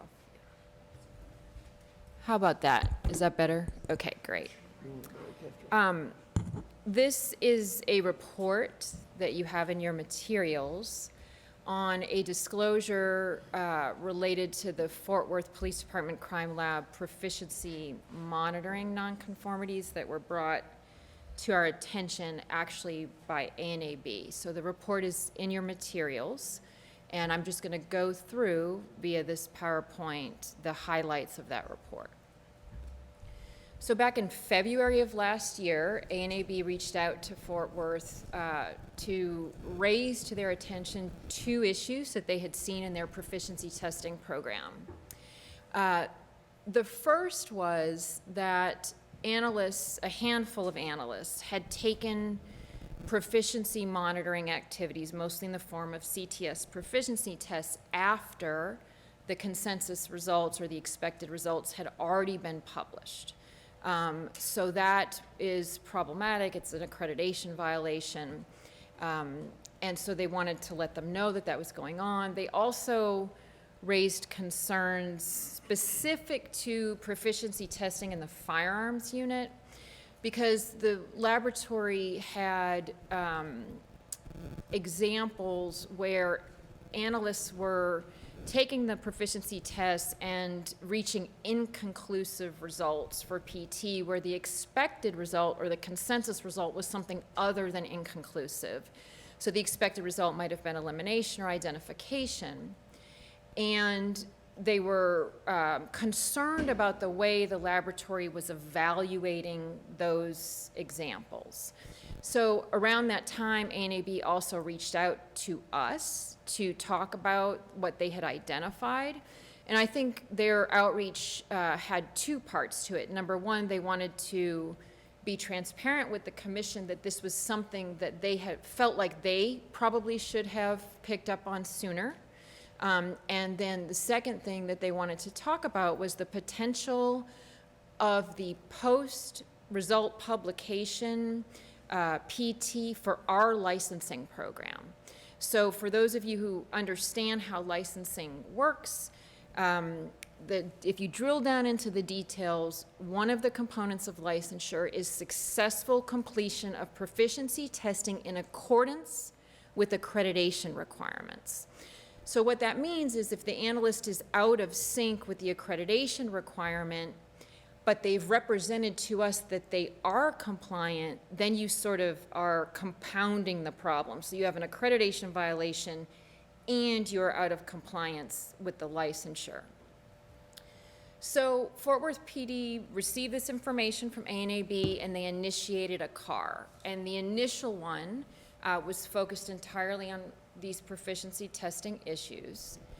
And when they looked into it, and this was 2 quality managers ago, what they realized was that they were, as a cost-saving measure, sharing materials for proficiency testing. And when you're sharing materials, you know, one person does it and then it gets passed along. So this is going to prolong the amount of time that it takes for the whole group to finish testing. If everybody doesn't get their own materials, then they have to wait, you know, in queue essentially before they can take them. So that was one reason. Another one was just sort of things like people being out on FMLA and they come back and when they ended up taking the test, it was after publication. That, to me, is a little bit easier to understand, that type of oversight. I think the cost-saving measure the laboratory management quickly realized was not something they could continue doing, and it probably wasn't the best idea to begin with. They also explained that inconclusive results that were not in line with the consensus or expected results were accepted as long as the analysts justified their rationale to the quality manager. But the quality manager was not had no expertise in firearms, so the practice was, if everybody in the firearms section seems okay with it, then it's probably okay from a technical standpoint. There were no examples of proficiency monitoring activities in the firearms discipline where the quality manager overrode the determination by the analysts that the inconclusive result was okay. And so the challenge there, I think, is that that creates a bit of an incentive.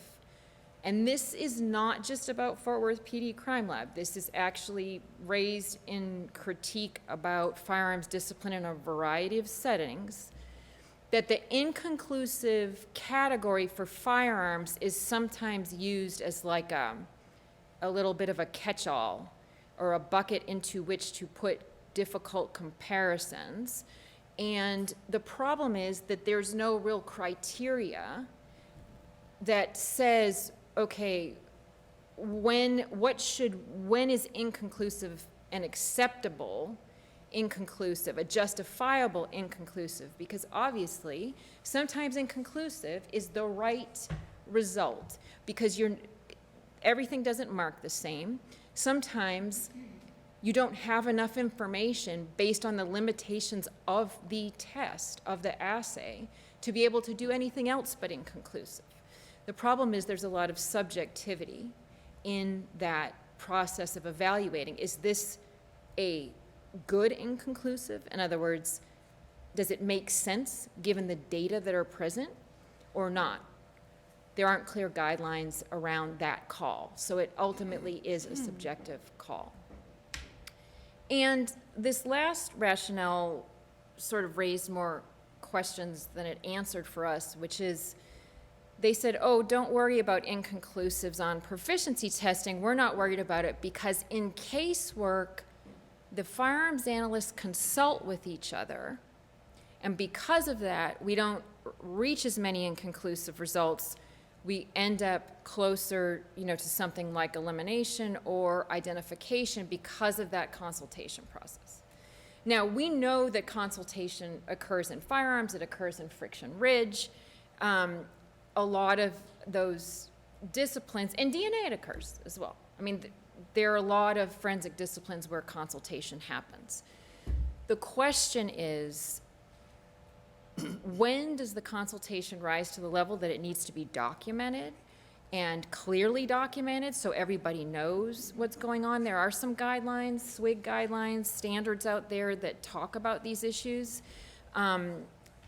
But really, this explanation raised more questions for us than it answered. So the first thing we did, and we had communicated with the DA's office throughout this process, but we asked the lab first to identify all out-of-compliance proficiency testing dates and to take a look at their representations on licensure certification to make sure we understand for periods where they were out of compliance with accreditation, were they also out of compliance with their licensure requirement. So that list was compiled, and the DA's office asked for the list of all the criminal cases that were worked by those analysts during those periods. So the laboratory generated that list. And one of the other things that both the commission and ANAB expressed to the laboratory was that non-consensus inconclusives need investigation. They need to be looked into. You can't just say, well, inconclusives are always okay. Inconclusives are always acceptable, because they may or may not be, depending on the circumstances and the quality of the evidence, and so forth. So from that initial CAR, where we said you have more work to do here at laboratory, they created 2 new CARs. And those ultimately were broken down into additional CARs based on ANAB's suggestion that they really needed to dig into each issue separately. If you look in your report, you'll see that that's all detailed in a footnote clearly so people can follow it. The laboratory ultimately identified 15 total proficiency tests taken from 2015 to 2021, where test results were submitted after consensus. 8 out of those were taken by the laboratory director. And I think what we realized in this process was that the lab director was maintaining licensure in firearms, even though he wasn't engaged in casework. But because his main job was managing the lab, he tended to take those PTs late. And so, more than half were late PTs by the lab director. Because he wasn't actively engaged in casework, we suggested that he change his licensure status to inactive. Fort Worth PD is a smaller lab, so, in some of our smaller labs, our lab directors are licensed because they do casework or they do technical review. A few of them come to mind where that's the case.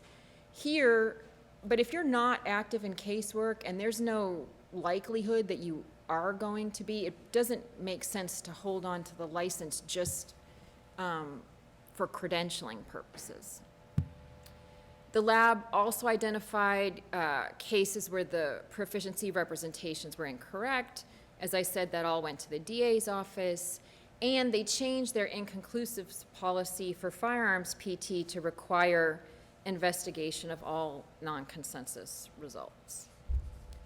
So in addition, and what ANAB had told us sort of after the PT thing first came out, was we're going to treat these proficiency testing issues at the same time as we go in to do their reaccreditation assessment, which was in August of this past year. And so ANAB went in, they had a very, I would say, substantial team that went in to look at all the disciplines. So they kept working on the PT issues, but then they also identified some additional things. One was for measurement uncertainty calculations. They needed to reevaluate their budget, which they did. And ultimately, that issue around measurement uncertainty calculation did not lead to any impact on offense level for any cases that they had worked under that budget. They had no procedure to alert the end user when evidence in the firearms section was not tested. So if you might imagine, a bunch of evidence comes into the lab, some's tested, some isn't, but the end user of the report had no way of knowing what was untested.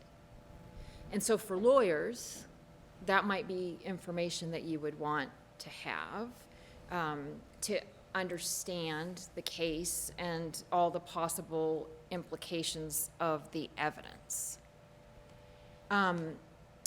They had one example, so this example is very unusual, but sometimes they get beverages that need to be tested to see if there's alcohol in them. I don't think that's very common. I'm not even sure that all labs would do that. But this was a case where the dilution equation that the analyst chose was for blood accidentally instead of for beverages. And so they had to fix that and provide some clarity in the SOP. They amended the report, so they worked that out. There's a direct observation requirement annually for serial number restoration in particular. The assessors noticed that the analysts were doing direct observation of themselves in a couple of examples, which sort of defeats the purpose of direct observation. So they made sure that they understood that that's not acceptable. Direct observation is meant to be done by someone else. And they revised the SOP and looked at the serial number restoration cases to make sure that there were no concerns about those. So all of these non-PT related nonconformities were resolved in October. So in the report, you'll see that we did not have a negligence or misconduct finding because the issues here largely involve proficiency monitoring and not an expert examination or test on physical evidence for the purpose of connecting the evidence to a criminal action, which is the definition of forensic analysis. We do have multiple recommendations in there. And I will say that the issues in the firearms section around inconclusive are challenging issues. The lab knows it. In one of their cars, they even put the PCAST report as an attachment, just to alert us that they're aware that these things are difficult for everybody. So in firearms in particular, when we release the report in the Nane and Williams case, which hopefully will happen in July, although NIST is saying that they're not going to have their work done probably until the summer sometime, so we'll have to see about that. But the idea is that some of these issues around validity, reliability, sensitivity and specificity, all those things are issues for all of firearms. So recommendations particular to the issues here are really that the quality division needs to be well-resourced. Dr. Drake, when you were asking the seized drugs question, we have the quality manager here. I think it's a team of one. Is that correct? It's a team of one. And so for one human to answer, to be able to address the challenges effectively in a lab that's doing a lot of different testing, seized drugs in particular gets harder and harder all the time. And Dr. Stout will be talking to us soon about things on the horizon that are even more challenging. So recommendation number one, resource your quality division. Recommendation number two is specific to emerging technology in firearms, 3D microscopes, which are not inexpensive, but I know a lot of the labs are considering both how to integrate that technology and how to train on that technology. I know that folks are talking about how to maybe come together in an effort to do that as a group of laboratories, not the purchasing part, but the training part.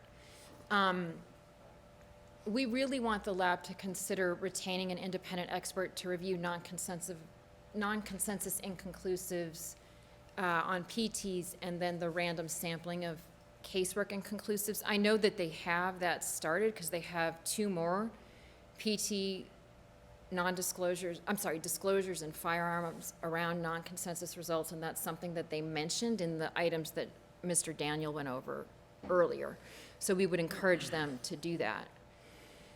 On the subject of consultation and casework, that process needs to be formalized. And if there isn't existing guidance in the firearms discipline about how to do that, there is in Friction Ridge.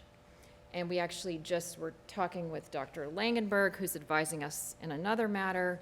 And so there is guidance out there on how to do that and when to do that.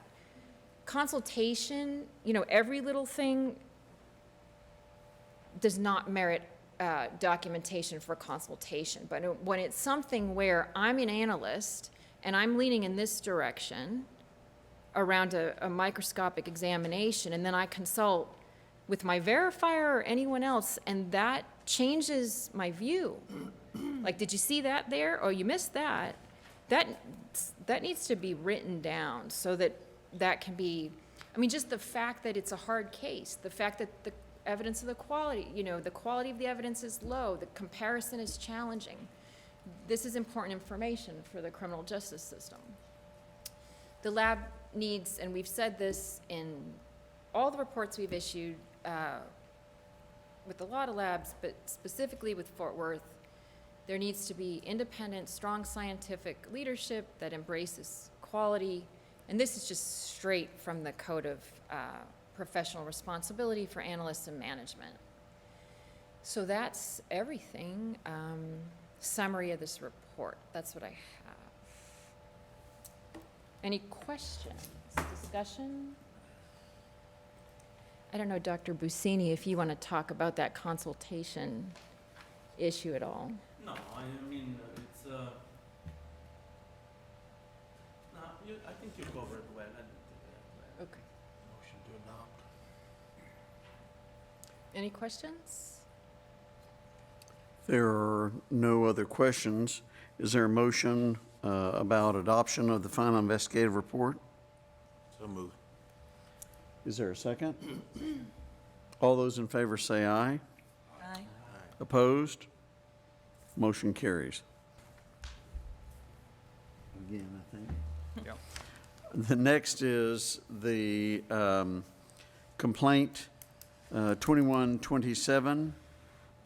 Lynn? So this is one of the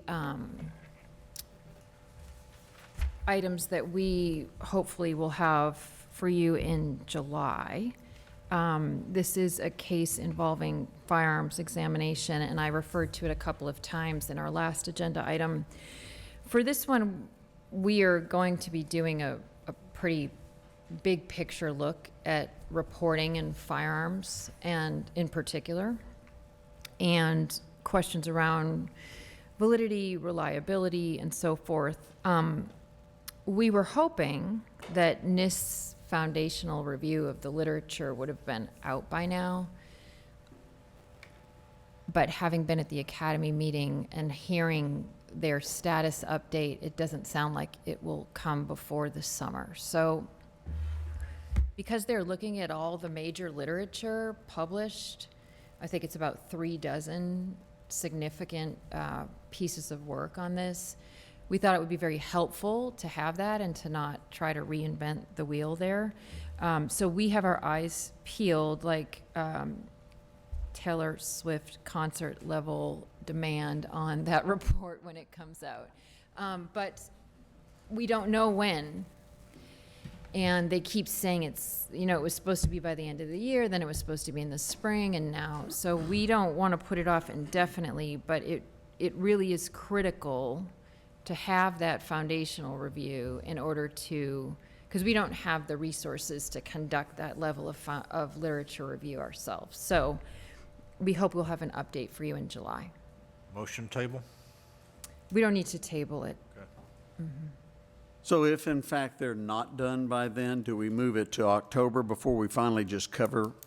Because I think everybody's expected this topic was coming, and then to do an extensive review, you really only want to go through it one time. Yes, I would think that, yes. Okay. And we, the complainant has not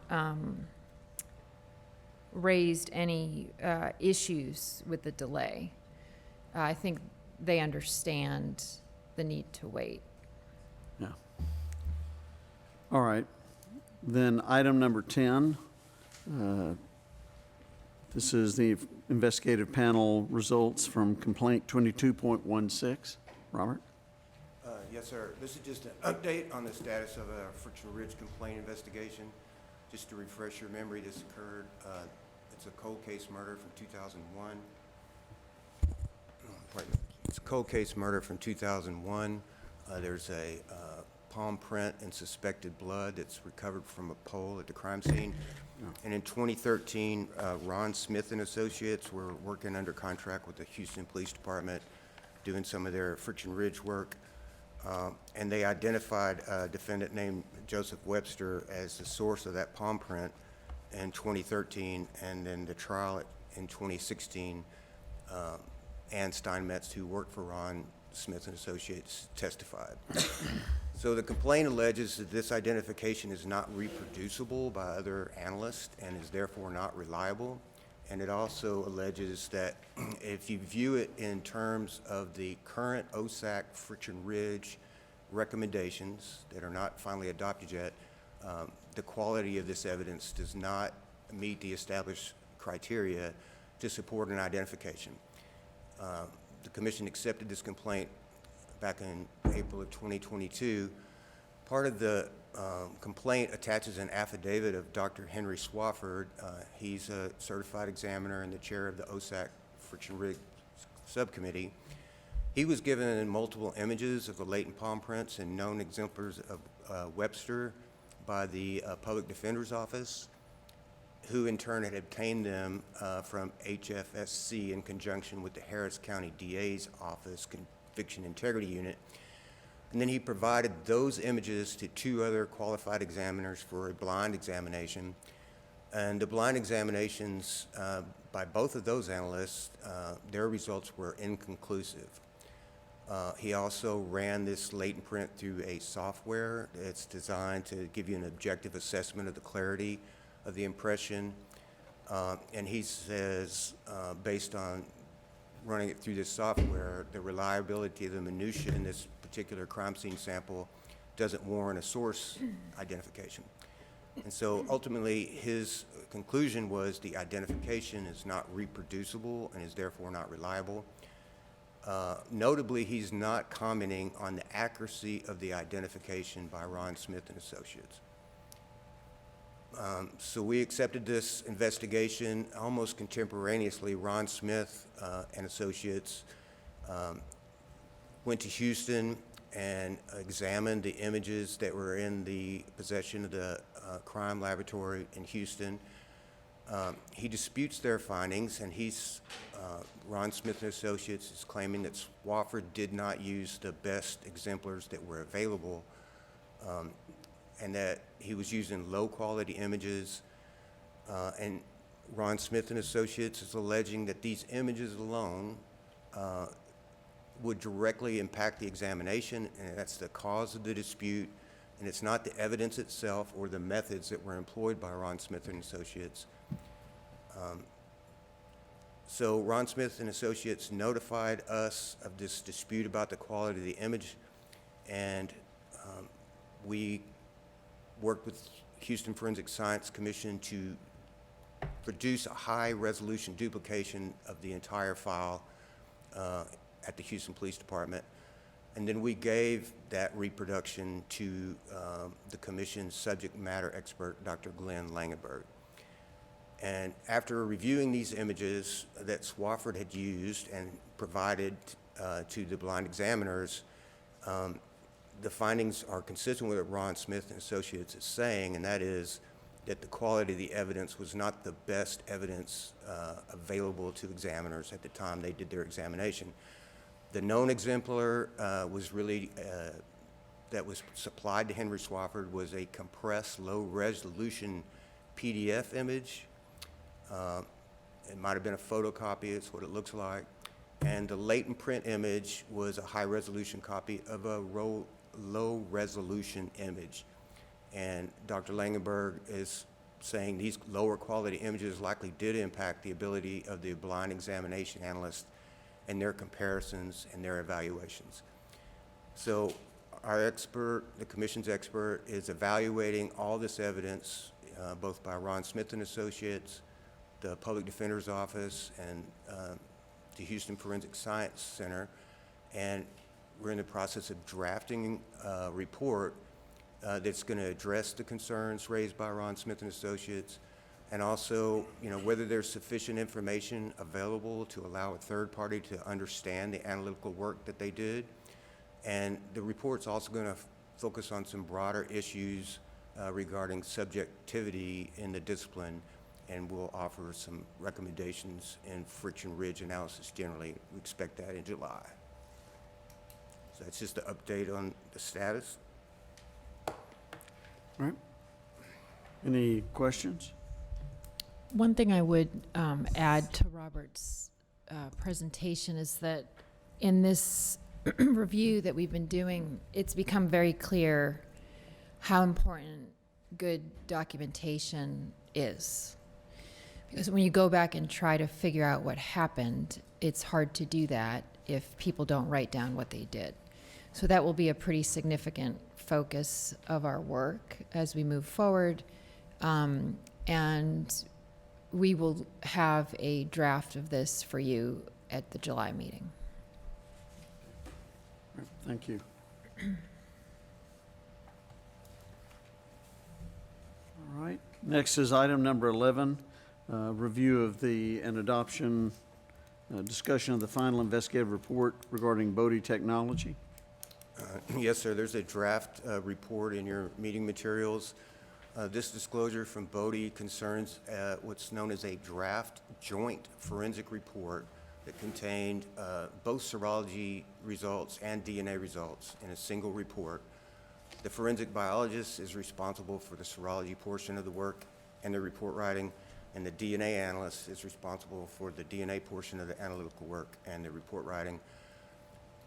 This draft report, which was submitted to technical review at Bodie, contained the signature of the DNA analyst and the forensic biologist sponsoring the serology results. The technical reviewer noted that there were 2 items missing from the file. One was a self-review form signature by the forensic biologist, and also they are supposed to get a second read worksheet for a sperm search. When they conduct a sperm search, it needs to be verified by a second read by a different analyst. So when the technical reviewer notified the analyst of some corrections, the biologist was actually surprised because she did not author the serology portion of the report and didn't sign the report because she was waiting for a second read of the sperm search to be completed. So the DNA analyst was questioned by management regarding this application of the biologist's signature on the joint report. It was pretty brief interview. What they report to us is that the DNA analyst did confirm that the serologist might not have authored the report, that she used a previous report with a biologist's signature as a template, and she had done this before, coordinating with the biologist. And previously, the practice was for the biologist to turn the font of that portion, the serology portion of the report, from red to black after the serologist confirms the results. In this particular instance, the DNA analyst didn't have a record of the biologist seeing the report before it went to technical review. During this discussion, the DNA analyst was placed on administrative leave, and she resigned. We accepted this disclosure in October, and the laboratory conducted an internal investigation, which included interviewing several of the DNA analysts and forensic biologists who work on these joint reports to determine their practices in building these joint reports in the electronic case file. And the way it works at Bodie is once the evidence is received, it gets signed out to a biologist for serology and to a technologist for DNA sampling. And then once the data is generated, this data is analyzed and the report writing is conducted by a different DNA analyst and the forensic biologist. And these reports are not drafted in a LIMS system. Bodie has its own internal LIMS system, does not include report writing, so they draft these reports in the MS Word, Microsoft Word. And the DNA analysts and the forensic biologists are supposed to coordinate directly with each other to complete these relevant sections of the report. So Bodie did an internal investigation with these analysts. It's a small part of their practice where they issue these joint reports, so they didn't have to talk to a great deal of people, but they did see some variation in the way that they were writing and signing these reports. One DNA analyst, not the one that's the subject of this complaint or disclosure, he referred to the practice of ghostwriting the serology portion, which is basically just a drop-down menu that they have that's positive or negative for whatever screening that they're doing. And then he will submit it to the biologist for their review and adoption. Another DNA analyst, totally separate for the one that's part of this disclosure, indicated she would utilize the merge function in MS Word to add the forensic biologist's signature to these draft reports and then submit it for their review and approval by the forensic biologist. And there was some variation in the way they used dates and initials to correct various technical information or typos in the reports. So staff interviewed portions of management, and they explained that this is only a small part of their practice, only a small group of analysts are involved. And even though their approaches varied in the past, they've always been able to ensure that the biologists had completed the work and agreed with what was in the report and either signed it or expressly authorized the signature. And on that last part, they learned during this investigation that some analysts gave permission for another person to add their signature, although that's a violation of their SOP. So there's just kind of some SOP drift involved here. And in this particular case, they couldn't find evidence that the DNA analyst had coordinated with the serologist in writing this or signing it. And they were unable to determine why that coordination that typically exists for co-author reports didn't happen in this case. So we interviewed the analyst. She's a 17-year veteran. She works remotely, and she VPNs into Bodie's network, and she's responsible for lining up the technical reviewers for both the serology report portion of the report and the DNA portion of the report. And typically she gets assigned work that has end-of-month deadlines. And the case that's involved here was submitted to the technical reviewer at the end of the month in what this analyst described as a flurry of activity. This also happened on a Friday. It happened after close of business when she's at home taking care of her 2 kids. And she stated her intent was to submit the DNA portion to technical review because it takes the most time. She knew that there was a second read sperm search that was still outstanding, and what she expected when she put it in a technical review was in the next couple of hours the serologist would do what she needed to do to complete the serology portion of the report. She knew the serologist had taken home a laptop to work from home. And so the way the DNA analyst completed this serology portion of the report is she copied and pasted it from another report and then made the necessary corrections to the case number and the item number and, you know, whether the items were positive or negative for whatever screening. And the way she had done previously is she makes that document and then she turns the serology portion from black to red, and she deletes the serologist's signature So it's apparent to everybody that the serologist still needs to review this, and it would be apparent to the serologist and apparent to the technical reviewer that additional work still needed to be completed.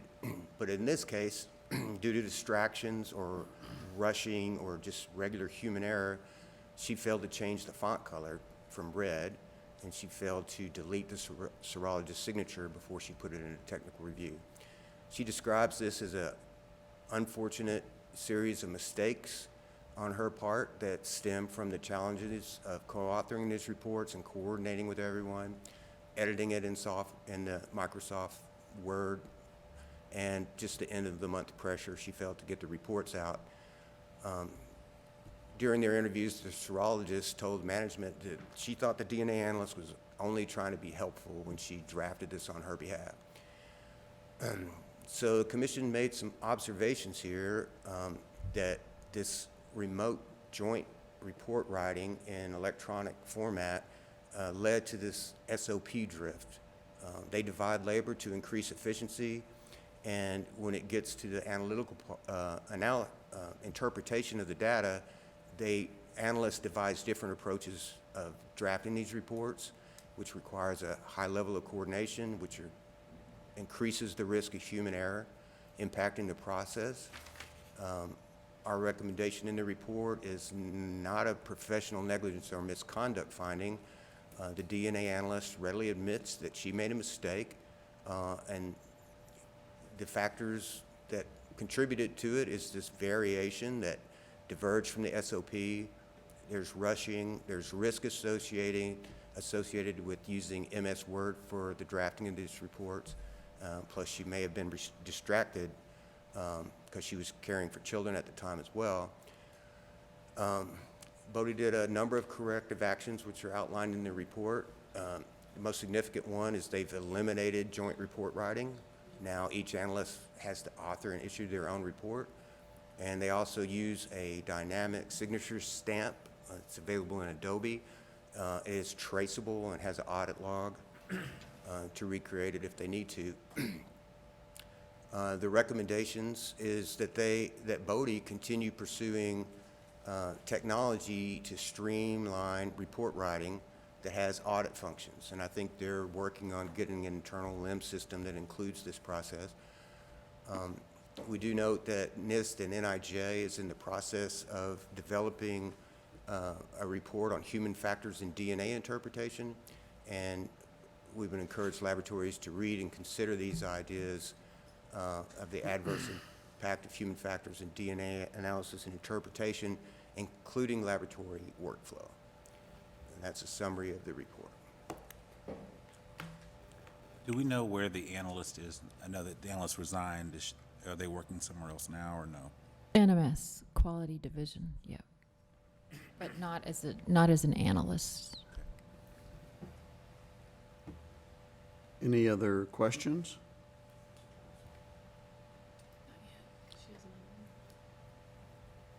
Is there a motion to adopt, reject, or modify this report? Do a motion to adopt? Motion to adopt, is there a second? Second. All those in favor say aye. Opposed? Motion carries. Thank you. Yes, sir. All right, next is item number 12, which is discussion about the training and education projects.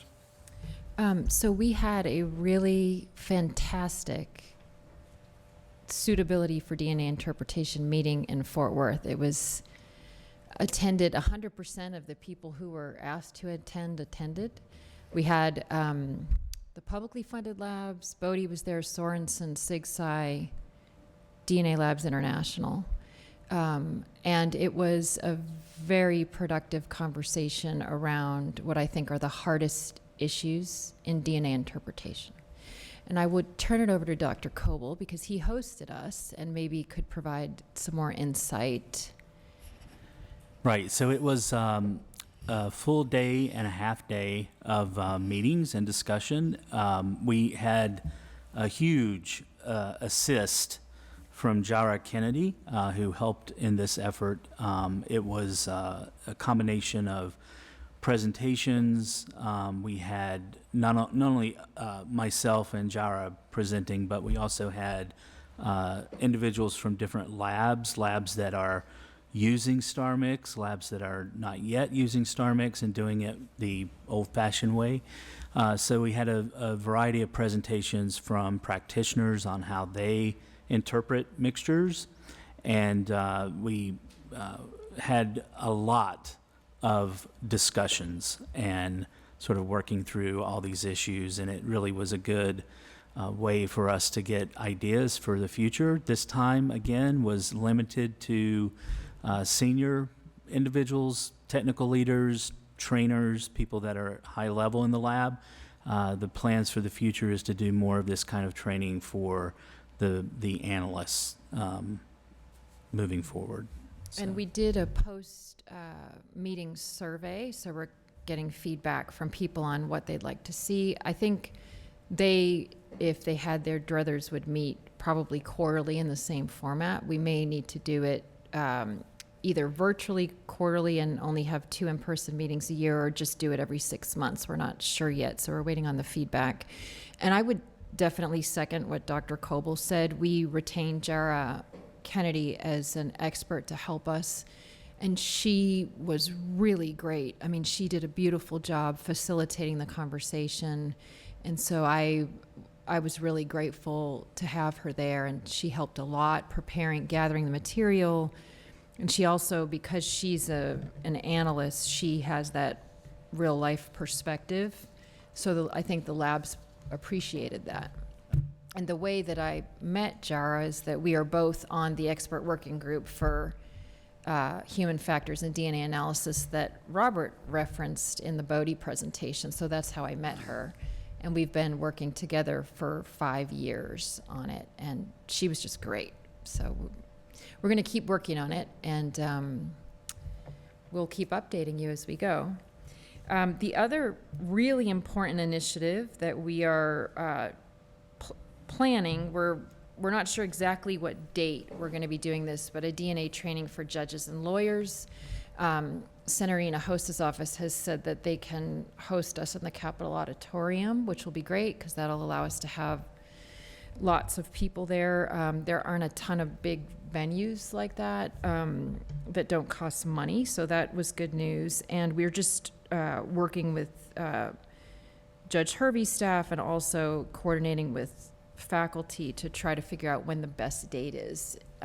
Over the summer, there are a lot of conferences that happen, so we need to steer clear of the AG's conference and the Rusty Duncan, and there's, a lot of them that we don't want to conflict with. So we're working on that. Do we know if that's going to be just live, or is that going to be over, like, simulcast via Zoom or something like that? Do we know yet? So the most challenging way to deliver education or training is hybrid, by far. It's really hard to do it and do it well. I think the current plan is that it will be in person, but recorded so that people can at least watch it. I think that's what we thought about. Yeah, when we do those conferences over there, actually, we're required to hire the people that they use at the Capitol to record it. And as far as expenses, yeah, the room can be free, but the court has administrative funds from our grant that we can help Lynn with if we need to help defray costs of experts, Yes. et cetera. But it'll be free to the people that come. Well, Dr. Coble said he'd do all the sessions for free, so we have that covered. Just kidding. But I think as soon as we settle on a date, we will let you all know so you can mark your calendars. I think the challenge is not going to be filling the room. I think we're going to have more demand than seats. So we'll have to figure out how to distribute the available seats in a fair way, which will be challenging. But that's all. And then I did give a talk to the Texas Center for the Judiciary, the criminal judges. And that went very well.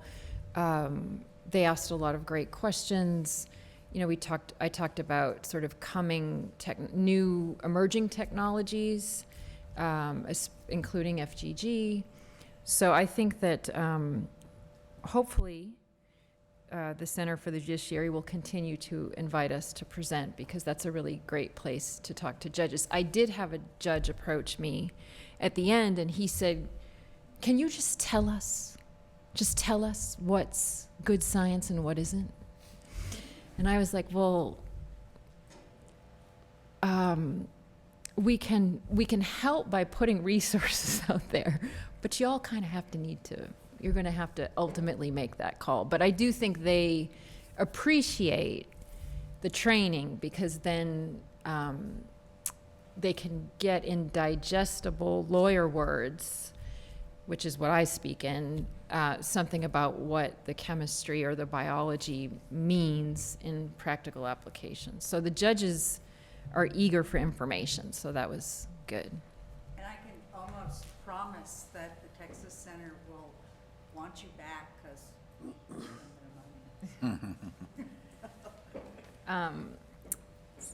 And then the other thing that we did was we had talked about sponsoring a lab manager class for the NFLA, the National Forensic Leadership Academy. We talked to them. We told them that we want to do a Texas class, or maybe even a couple Texas classes. We have the money, we're ready to go, the commission approved it. And they said, "Oh, this sounds great. We will get back to you after the ASCLD meeting, which is in 2 weeks here." So we should have more information on rolling that class out in July. But there is, I mean, DPS alone would fill a class. There's no doubt in my mind that we will fill that class. The question is whether they have enough faculty available to teach it. So we will give you an update in July. And that's all I have. Did you have anything else on training, Lee? Or we are going to Texas IAI, ASCLD, AFD, and the AFQAM meeting are all in Texas this summer. And the capital seminar that Mr. Daniel invited me to give a talk to, that's Fort Worth specific. I will be at that. Fort Worth, Dallas, Denton. Dallas and Denton too. I didn't realize that you opened it to the neighbors too. We're kind. Kind, very kind, yes. And then also Rusty Duncan this year. I've actually never given a talk at Rusty Duncan, so that will be good. Biggest seminar in the nation. And the advanced criminal law conference this summer. So there's a lot. That's what about the summer is full of conferences. We might talk about our October meeting in Dallas. Oh, one of the things, well, we can do that when we get to the section on next meeting locations and dates. So you got squeezed into the San Antonio meeting as well? The San Mr. Rusty Duncan, you're going to be there too? Yes, I great. was given an offer I apparently couldn't refuse from Mr. Daniel. Okay, well, we will. Yeah. I'm sure it will be fun. I'm sure. Chasing a wet dog around. Yeah, I start deleting every time I see that phone go off. All right. Is that it on 12? That's everything, yes. All right. Item number 13 is an update on the legislative session. So, as you all know, Senator Ina Hosa filed SB 991, which has passed through the Senate and has been sent over to the House.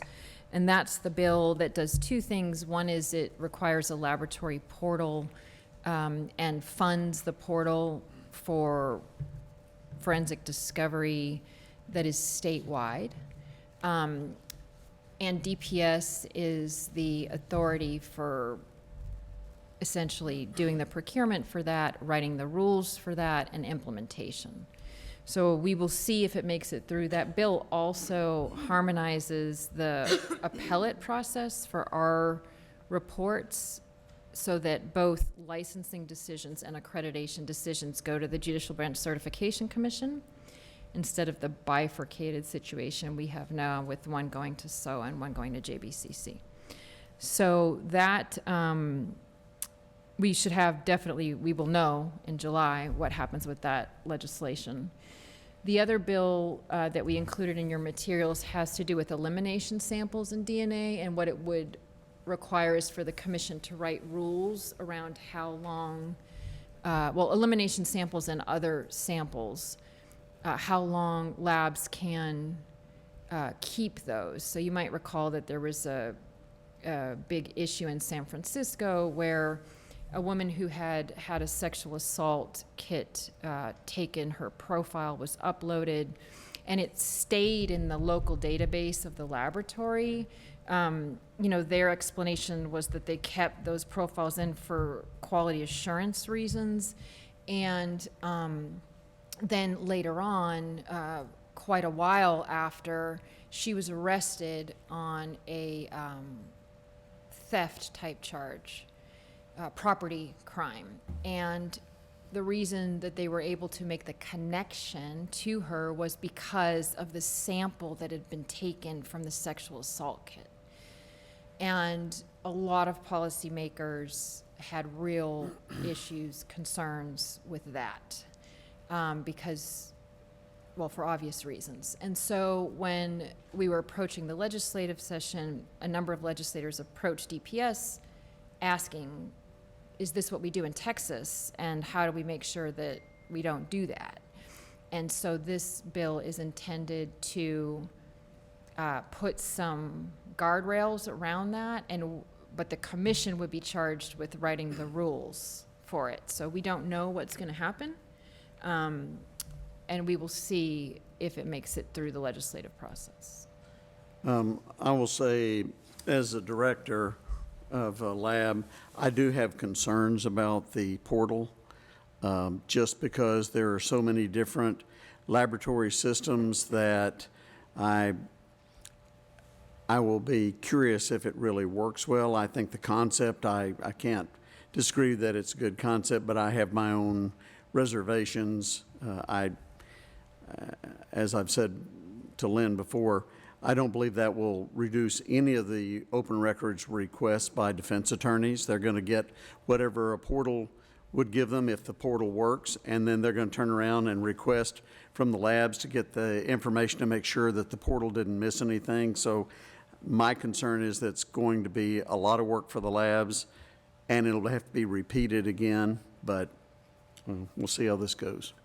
I have a question just in terms of the other bill, just to make sure I get this right. The victim in this case was a defendant and was linked to another crime. And they're saying that they want to take that evidence out or not allow, I guess, eliminate that evidence at some point in time. So what they're saying is that the local CODIS database, essentially, the local profiles that are kept, it's not CODIS, but they keep some of that. And one of the rationales for doing that is to make sure that there aren't, that contamination issues potentially are flagged or things like that. What this bill is saying is that you can't hold on to those samples in your database for years, like San Francisco PD did, such that if something happens later with that victim is connected to the offense because of a profile that was obtained from her because she came forward as a victim of sexual assault.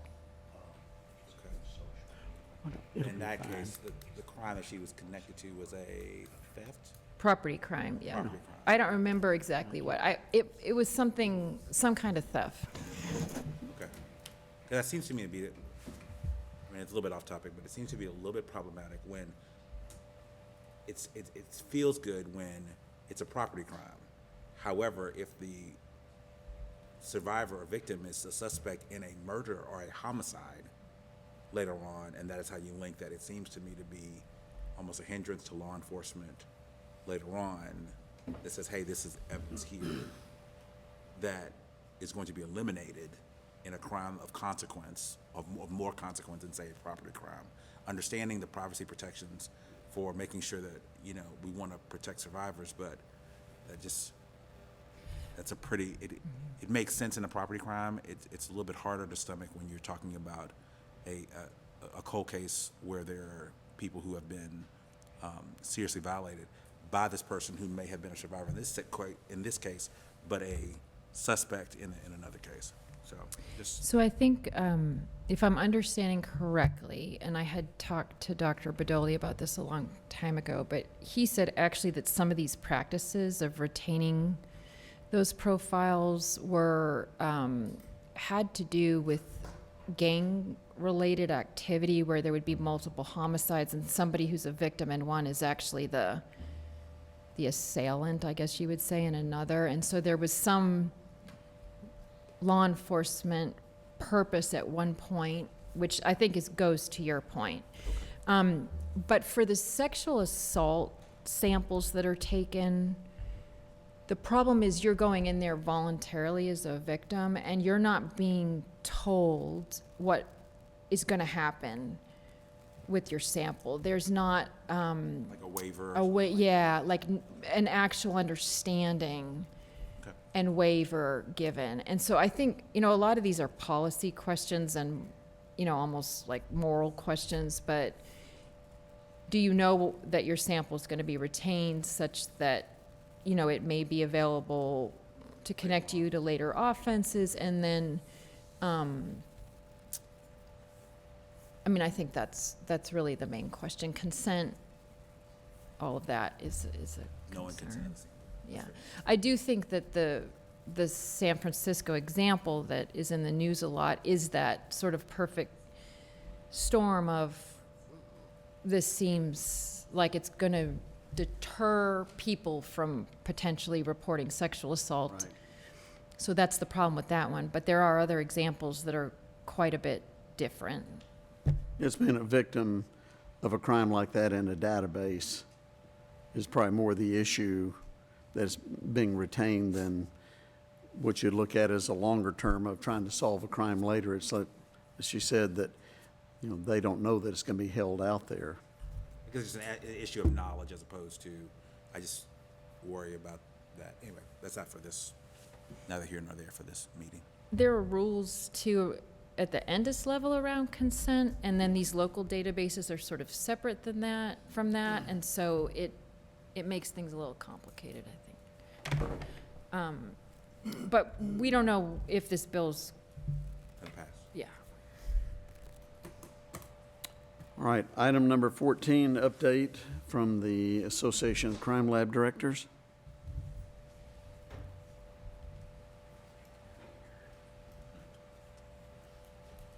Hey, y'all. Peter Stout, President of Texas Association of Crime Lab Directors. From the association business, we actually have started circulating changes to the bylaws that will actually include a treasurer and collecting dues, so that's going to go out for vote here soon. Our next meeting would be with the July TFSC meeting. Most of what I've got is legislative updates, because it's been a busy legislative session. I've got about 70 bills that I'm tracking. I will not be walking through all 70 of those bills. The one that is probably most of interest right now is House Bill 178. That one was introduced by Andrew Murr, who's representative out in the Kerrville area. And it just passed out of the House on Tuesday, this last week. That bill has very deceptively simple language in it that says, if a suspect controlled substance material is submitted to a laboratory and is reasonably likely to contain fentanyl, it must be tested. Because of the way it says that, all of our interpretation is, one, I'm going to have to test every item in a submission. And even if that item has 20,000 pills in a bag, arguably I may have to test all 20,000 of those pills. For DPS, the way they're looking at this, they would have to test all misdemeanor submissions, which they don't currently test. It will be a big impact to the laboratories. That language, as it stands, like I say, passed out of the House. It's been received over in the Senate. My guess is it's going to get picked up in Senate Criminal Justice, and we will try and address that language there. I've given some proposed language that would try to, one, try and hedge against the laboratories having to test stuff that's never likely to be charged, which you can see in this language. Anything and everything that comes in, we've got to test it, whether it was found property or anything else. That might be the case.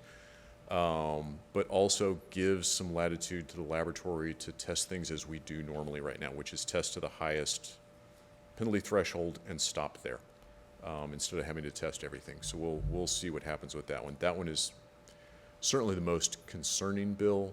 Not that any of us are concerned about testing for fentanyl. We should be testing more, but that one would break us. There's another one, House Bill 3354, that was introduced by Jolanda Jones, a representative in Houston, that has kind of similar language. They weren't related bills. It has kind of similar language that would create basically testing everything, and also says it has to be tested within 30 days of the seizure, or the judge has to toss the charge. That one's been referred to House criminal jurisprudence, but I have not aware of it being set for any hearings yet, but certainly keeping an eye on that one as well. Peter, real Yes. quick, how long does it take you to test for fentanyl as opposed to, say, cocaine or methamphetamine? Longer or It's about the really, same? for fentanyl, it's about the same, because, and this is one that we've been trying to educate everybody, that the bifurcation in the workflow is now, if I've got to test for cannabis, that's a very specific testing workflow to try and test for cannabis, identify, quantitate, delta-9 THC, that kind of thing. Pretty much everything else are generalized GCMS analyses that we're going to see pretty much everything that we're looking for if it's there. So whether it's cocaine or meth or fentanyl, those are all pretty similar chemistries. Those are all pretty similar small molecules. We're going to see them all in the same analysis. So it's not like we don't test everything for fentanyl. That's what we've been trying, because there's certain, you can see the thought process that we need to be told we got to test things for fentanyl. And even there, trying to get them to understand fentanyl is actually a kind of genericized term for a bunch of drugs. Can you please refer to this as penalty group 1B, which at least in Senate Bill 645, which is one of Dr. Bernard's favorites, this is the one that was introduced by Senator Joan Huffman in Houston. There's several of these bills that are trying to address fentanyl as a higher chargeable offense. So somebody has a fentanyl intoxication and succumbs to that there's a better framework to be able to charge that as a homicide. When this first showed up, it had a committee sub that was some really problematic language. We worked with them to get to at least a little less problematic language. I don't think we're going to get away from the fentanyl poisoning kind of language in these bills. Talking with Dr. Bernard, the House side of this, House Bill 6, I guess, has got a sub in there now that goes to the manner of death and requiring that be a homicide. Yeah, I'm not sure if it's House or Senate bill. Okay. One of them has One of them's got- modified that now is going to require the medical examiners to call the manner of death homicide, which has been accident, Yeah, which is going to be yeah. pretty problematic. And that's something that the medical examiner is going to Yeah. have to address. I mean, from the standpoint of the laboratory result, which was what was in there originally, was if fentanyl is detected in the decedent, and from the laboratory standpoint, that's got a variety of issues in it. We got that, I think, straightened out into something that's a little bit more manageable. But now with the medical examiners, they're Yeah, going to well, have to do that part. they wanted the word, they basically were requiring that if fentanyl was detected in an autopsy, that fentanyl poisoning had to be on the death certificate. Well, they give fentanyl at a hospital, and there are people that are shot and they may have fentanyl, and that was going to be a problem in the courtroom, and that seems to be resolved. But the word poisoning seems to be a line in the sand. That's not going to go away, which they don't have the same requirement for cocaine and other illicit drugs. So, but the manner of death is going to be I think the prosecutors and defense attorneys will have a lot of questions about that, but we'll see if it gets through. Yeah. So yeah, it's Senate Bill 645 and House Bill 6 are the two parents, are the two there. There's, I think, about a half dozen other bills that are like that, but my understanding is it's going to be those two bills that are what'll ultimately go to the governor's desk. There's House Bill 4628, which actually goes to some of the CODIS timeline reporting. It does have a requirement for the laboratories in a timeline to report. That's not too bad. It's like 30 days. But what's kind of nice in it is it actually, for the first time I've seen anywhere, creates a requirement for law enforcement to actually respond that they got the CODIS result. And there's some discussion of maybe we can get a little bit of framework in there to help reinforce getting reference swabs. So that one's still floating around. It's with Homeland Security and Public Safety. I've not seen it set for a hearing yet. Those are kind of the ones. I mean, and Lynn mentioned about 991 and the CODIS profiles and the local database profiles and the management of those. Are there any questions relative to any of the bills? I try to send around updates of stuff. We are in the thick of it right now. Probably in the next few weeks, if there's anything that's going to be at a hearing, it's going to be in the next few weeks. My new address is right out here on the sidewalk in Austin, where I camp at night. But that's what I've got from TACLED. Any questions? Thanks, y'all. Thank you. All right, item number 15, at this, Wait 1 second, Dr. Bernard. I'm going to actually do the summary of the changes. Oh, And okay. then we can figure out if you want to go into session or not. okay. So you may all remember that the commission adopted a report in the investigation of issues related to hair testing at Expertox. That complaint was filed by the Conviction Integrity Unit at the Philadelphia DA's office. It involved testing that was done in Deer Park, Texas. The laboratory hired counsel. The counsel filed a timely appeal of our final investigative report. And we've been working for a number of months with counsel for Expertox to come to a resolution on that report. The appeal hasn't yet been filed at SOA by agreement of the parties, so we could work on an informal resolution. So one of the things that changed from the original version that you saw is that we don't have a discussion in there about withdrawal of TFSC accreditation due to the fact that we removed CAP as an accrediting body altogether.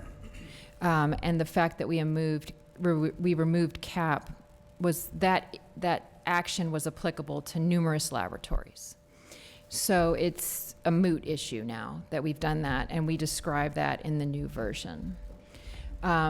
We also included a description of corrective actions taken by Expertox after the original report was adopted. They have made clear to the public that they don't do criminal casework. That is on their website. It did not used to say that. But now they have very clear language. And they say that their test results are used for diagnostic, clinical, or civil purposes, but not forensic analysis in criminal matters. They also have made really significant, probably the most consequential changes to their management. Dr. Laikisa resigned as the lab director. They hired a new lab director and filled the quality manager position. They've done a number of method validation improvements and changes to their SOPs. If you recall, their CAP accreditation had been put on probation at a certain point. CAP has reviewed what they've done and renewed their accreditation. So originally we had a number of misconduct findings. One of them was about the the way that Expert Talks was actually performing the analysis, so really the scientific core issues and the issuing of the interpretive toxicology report, that professional misconduct finding stands, so no changes to that. We had issued misconduct findings relative to, like he says, failure to obtain a forensic analyst license and upcharging for the forensic version of the report that had been previously issued for clinical purposes. For purposes of resolving these issues, they have sought that those be changed to negligence, and as a condition for making the changes, Dr. Laikisa represents he won't perform forensic analysis in the future, which was a fairly significant statement to include in the report. So those are the changes, and as staff, we think that these are, we would recommend adopting these changes for a number of reasons, one of which is that we think it's important to publish the final version of the report. It really does outline the concerns that the commission had around the forensic testing that Expert Talks was doing, and we think it's important to get that out there and to get this resolved. And we think that the statement about Dr. Laikisa in particular is important, and it's now included. And, you know, the negligence, the change to negligence, I think, you know, the representation is that he didn't fully appreciate his obligation to be licensed since they don't do all criminal testing. So we would recommend that the commission adopt this revised version of the report. Now, to the extent that you do have any legal questions about the process, if you were to reject it, we do have counsel here from the Office of Court Administration, Scott Gibson, who's Associate General Counsel for OCA, who can answer questions in closed session if you'd like about the all of the legal issues around accepting or rejecting the settlement. This is 16, correct? Yeah, we skipped. Oh, I'm sorry. I apologize. We're on 16. Okay. We can take them out of order. Sorry. I just want to make sure that I actually interpreted that. No, that was my mistake. I'm sorry. All right, do we have questions? You said that there may be a lack of understanding of the appreciation of what he may have been doing. Well, there's Well- a change from the previous. So for misconduct, it's intentional, deliberate, and for negligence, it's you should have known, but you didn't do it. No, I understand that. You know. I'm just saying that are you saying that I guess I'm trying to figure out, from my remembrance of what was going on, he was charging, basically saying, for this finding is this, if you want an actual forensic report or a criminal report, it's going to cost you more money. Which seems to me to indicate knowledge of what is happening. So that's why I'm trying to figure The finding that we're discussing is around whether he should have known to get licensed by the commission, and then also whether he should have known that increasing the fee without doing any additional work is misconduct, essentially. And I think that was just common practice in the lab.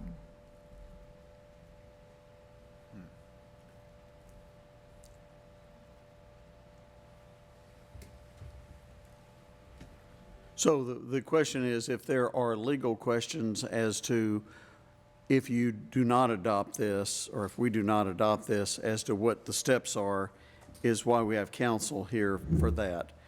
If not, then it's a matter of, are we going to adopt or reject the recommendation by our counsel? I would like to talk to counsel about the ramifications of it. You can also modify it as well, but then we would have to go back, so you would. You have questions? I'd like to find out what the legal ramifications are. Okay, so regarding item number 16, we're going to have to go into closed session. So the Texas Forensic Science Commission will go into closed session at this time pursuant to Texas Open Meetings Act, Section 551.071, in order to receive legal advice on the agenda item number 16 concerning Expertox, including consideration of the proposed investigative report. All members of the public are requested to leave the meeting room at this time, with the exception of our Assistant General Counsel, Scott Gibson, and Steve Miller with IT. The time is 12:02.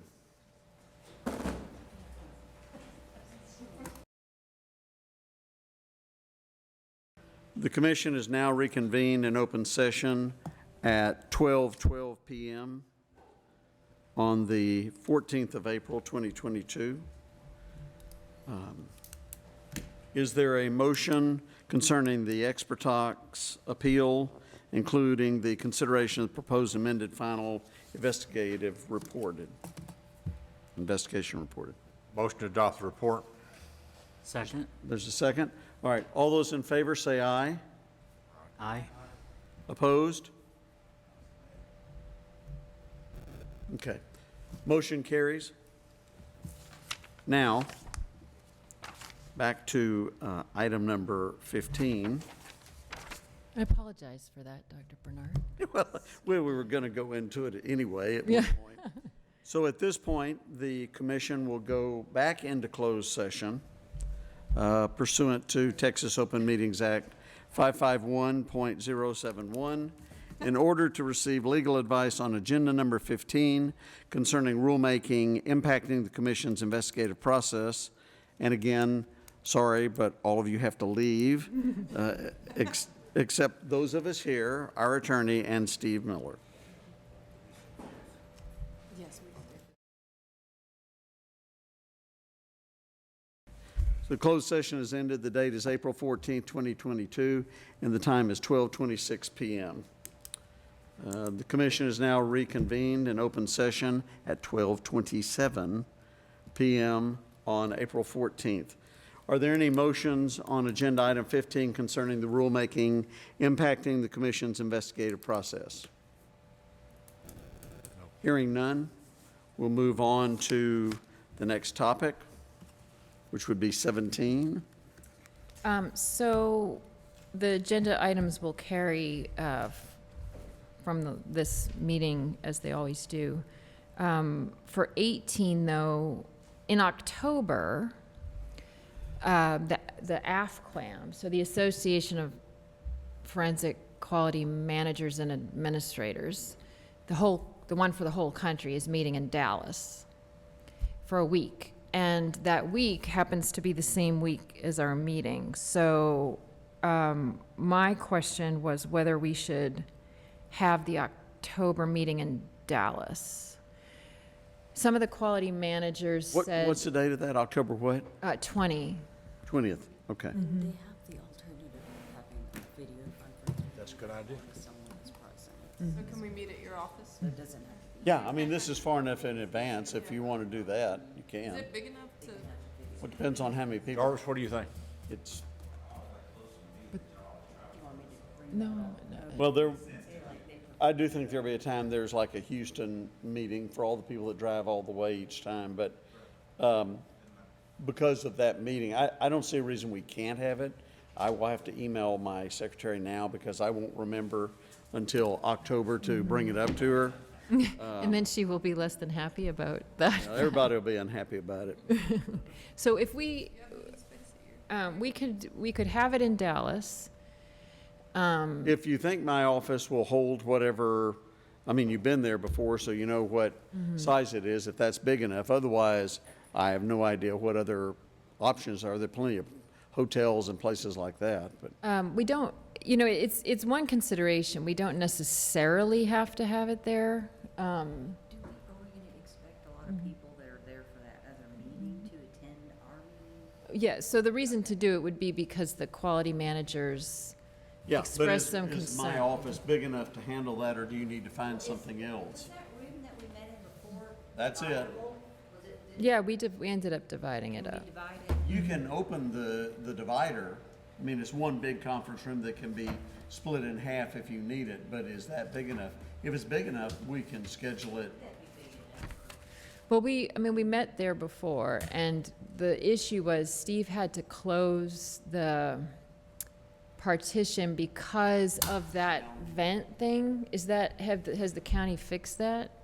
That's being very optimistic. We couldn't live stream, obviously. So the challenge is that we wouldn't be able to offer the same level of I mean, if you want streaming to and look stuff. for another place, we can,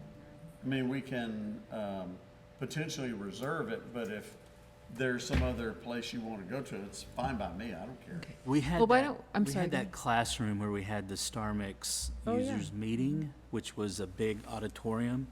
Now, it's a Friday, it is during the semester, so, but I don't know if it may be free, where no one's teaching that day.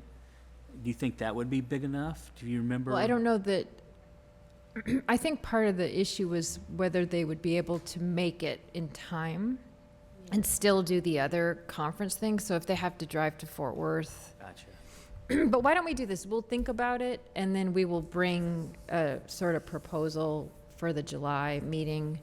Dr. Bernard, we can look at the logistics, if availability and so forth. Like I say, you're welcome to, and unless I find that, say, the health department, which is right across the parking lot, has an even bigger conference room, if you think the volume will be like that, I'd have to check on that, but Okay, we'll get back with you in July about what we plan to do for that meeting. I was trying to see where it was being held, The AFQUAM? like what hotel. Yeah, I'm not sure. See if it's close to your office, but everything's you're pretty central. yeah, I mean, it depends on where it is as far as whether it's walking distance. If it's at the Anatole, then it's across the street. But if it's like downtown or if it's a UT Southwestern, it's not very far away. But if it's off somewhere else, Addison Marriott, that's pretty good haul. Galleria. Oh, well, Yeah, then maybe that's not a great idea then. Yeah, I Maybe mean, we that's all the way up the tollway from, I mean, it's drivable if you have cars, it's not, Yeah. Addison is north there, yes. Galleria. Yeah, like if you go 35, which is in front of my office, and keep going, then you have to cut over to go to the, you have to go east and then hit the tollway. They've got a cheap room rate, $159. That's so cheap. I'm always looking at the. I mean, I don't know what their conference rooms they have, but it's not like you can walk from my office to that, so, but you're welcome to have it at the office. We will figure out what the best course of action is and report back to you All right. in July. The other thing is when we meet here again, there's a new conference center for state agencies that's across that mall that way. And they have new conference facilities that Catherine and Steve went to look at. I think Steve has a few follow-up questions on the technology aspect of it, but if it works out, we may go to the new meeting rooms instead of coming to this one. We'll just have to see how it's looking. When you say the mall, you're talking about where the courthouse and Supreme Court and all that are? No, just this green space. Till last month. Oh, So if you walk out the front of the building, there's all that green space. Have you seen Oh, that? grass. Yeah, grass. Yeah. All the grass. Yeah. some people call it that, yeah. And so across the way from that, it's the Barbara Jordan Okay. State Office Building, a new Okay. one. So, It's all in proximity in this. yes. Literally straight across the street and to the right. I mean, it's just, you can see it very easily. That, by the way, lady, is beautiful. That's so well done. Y'all's office is enhanced. Yeah, it's nice to have that and not a big construction pile outside. I thought the cranes were nice. Well, they're doing that right about a block over. They've torn something else down. so. It will continue, I'm sure. Okay. Is there any public comment, which if so, I would be curious as to who's delivering it. No, I did not receive any forms. All right. So at this point, do I have a motion to adjourn, or do we have anything else to discuss? Is there a motion to adjourn? Is there a second? Second. All those in favor say aye. Opposed? Motion carries. We are adjourned.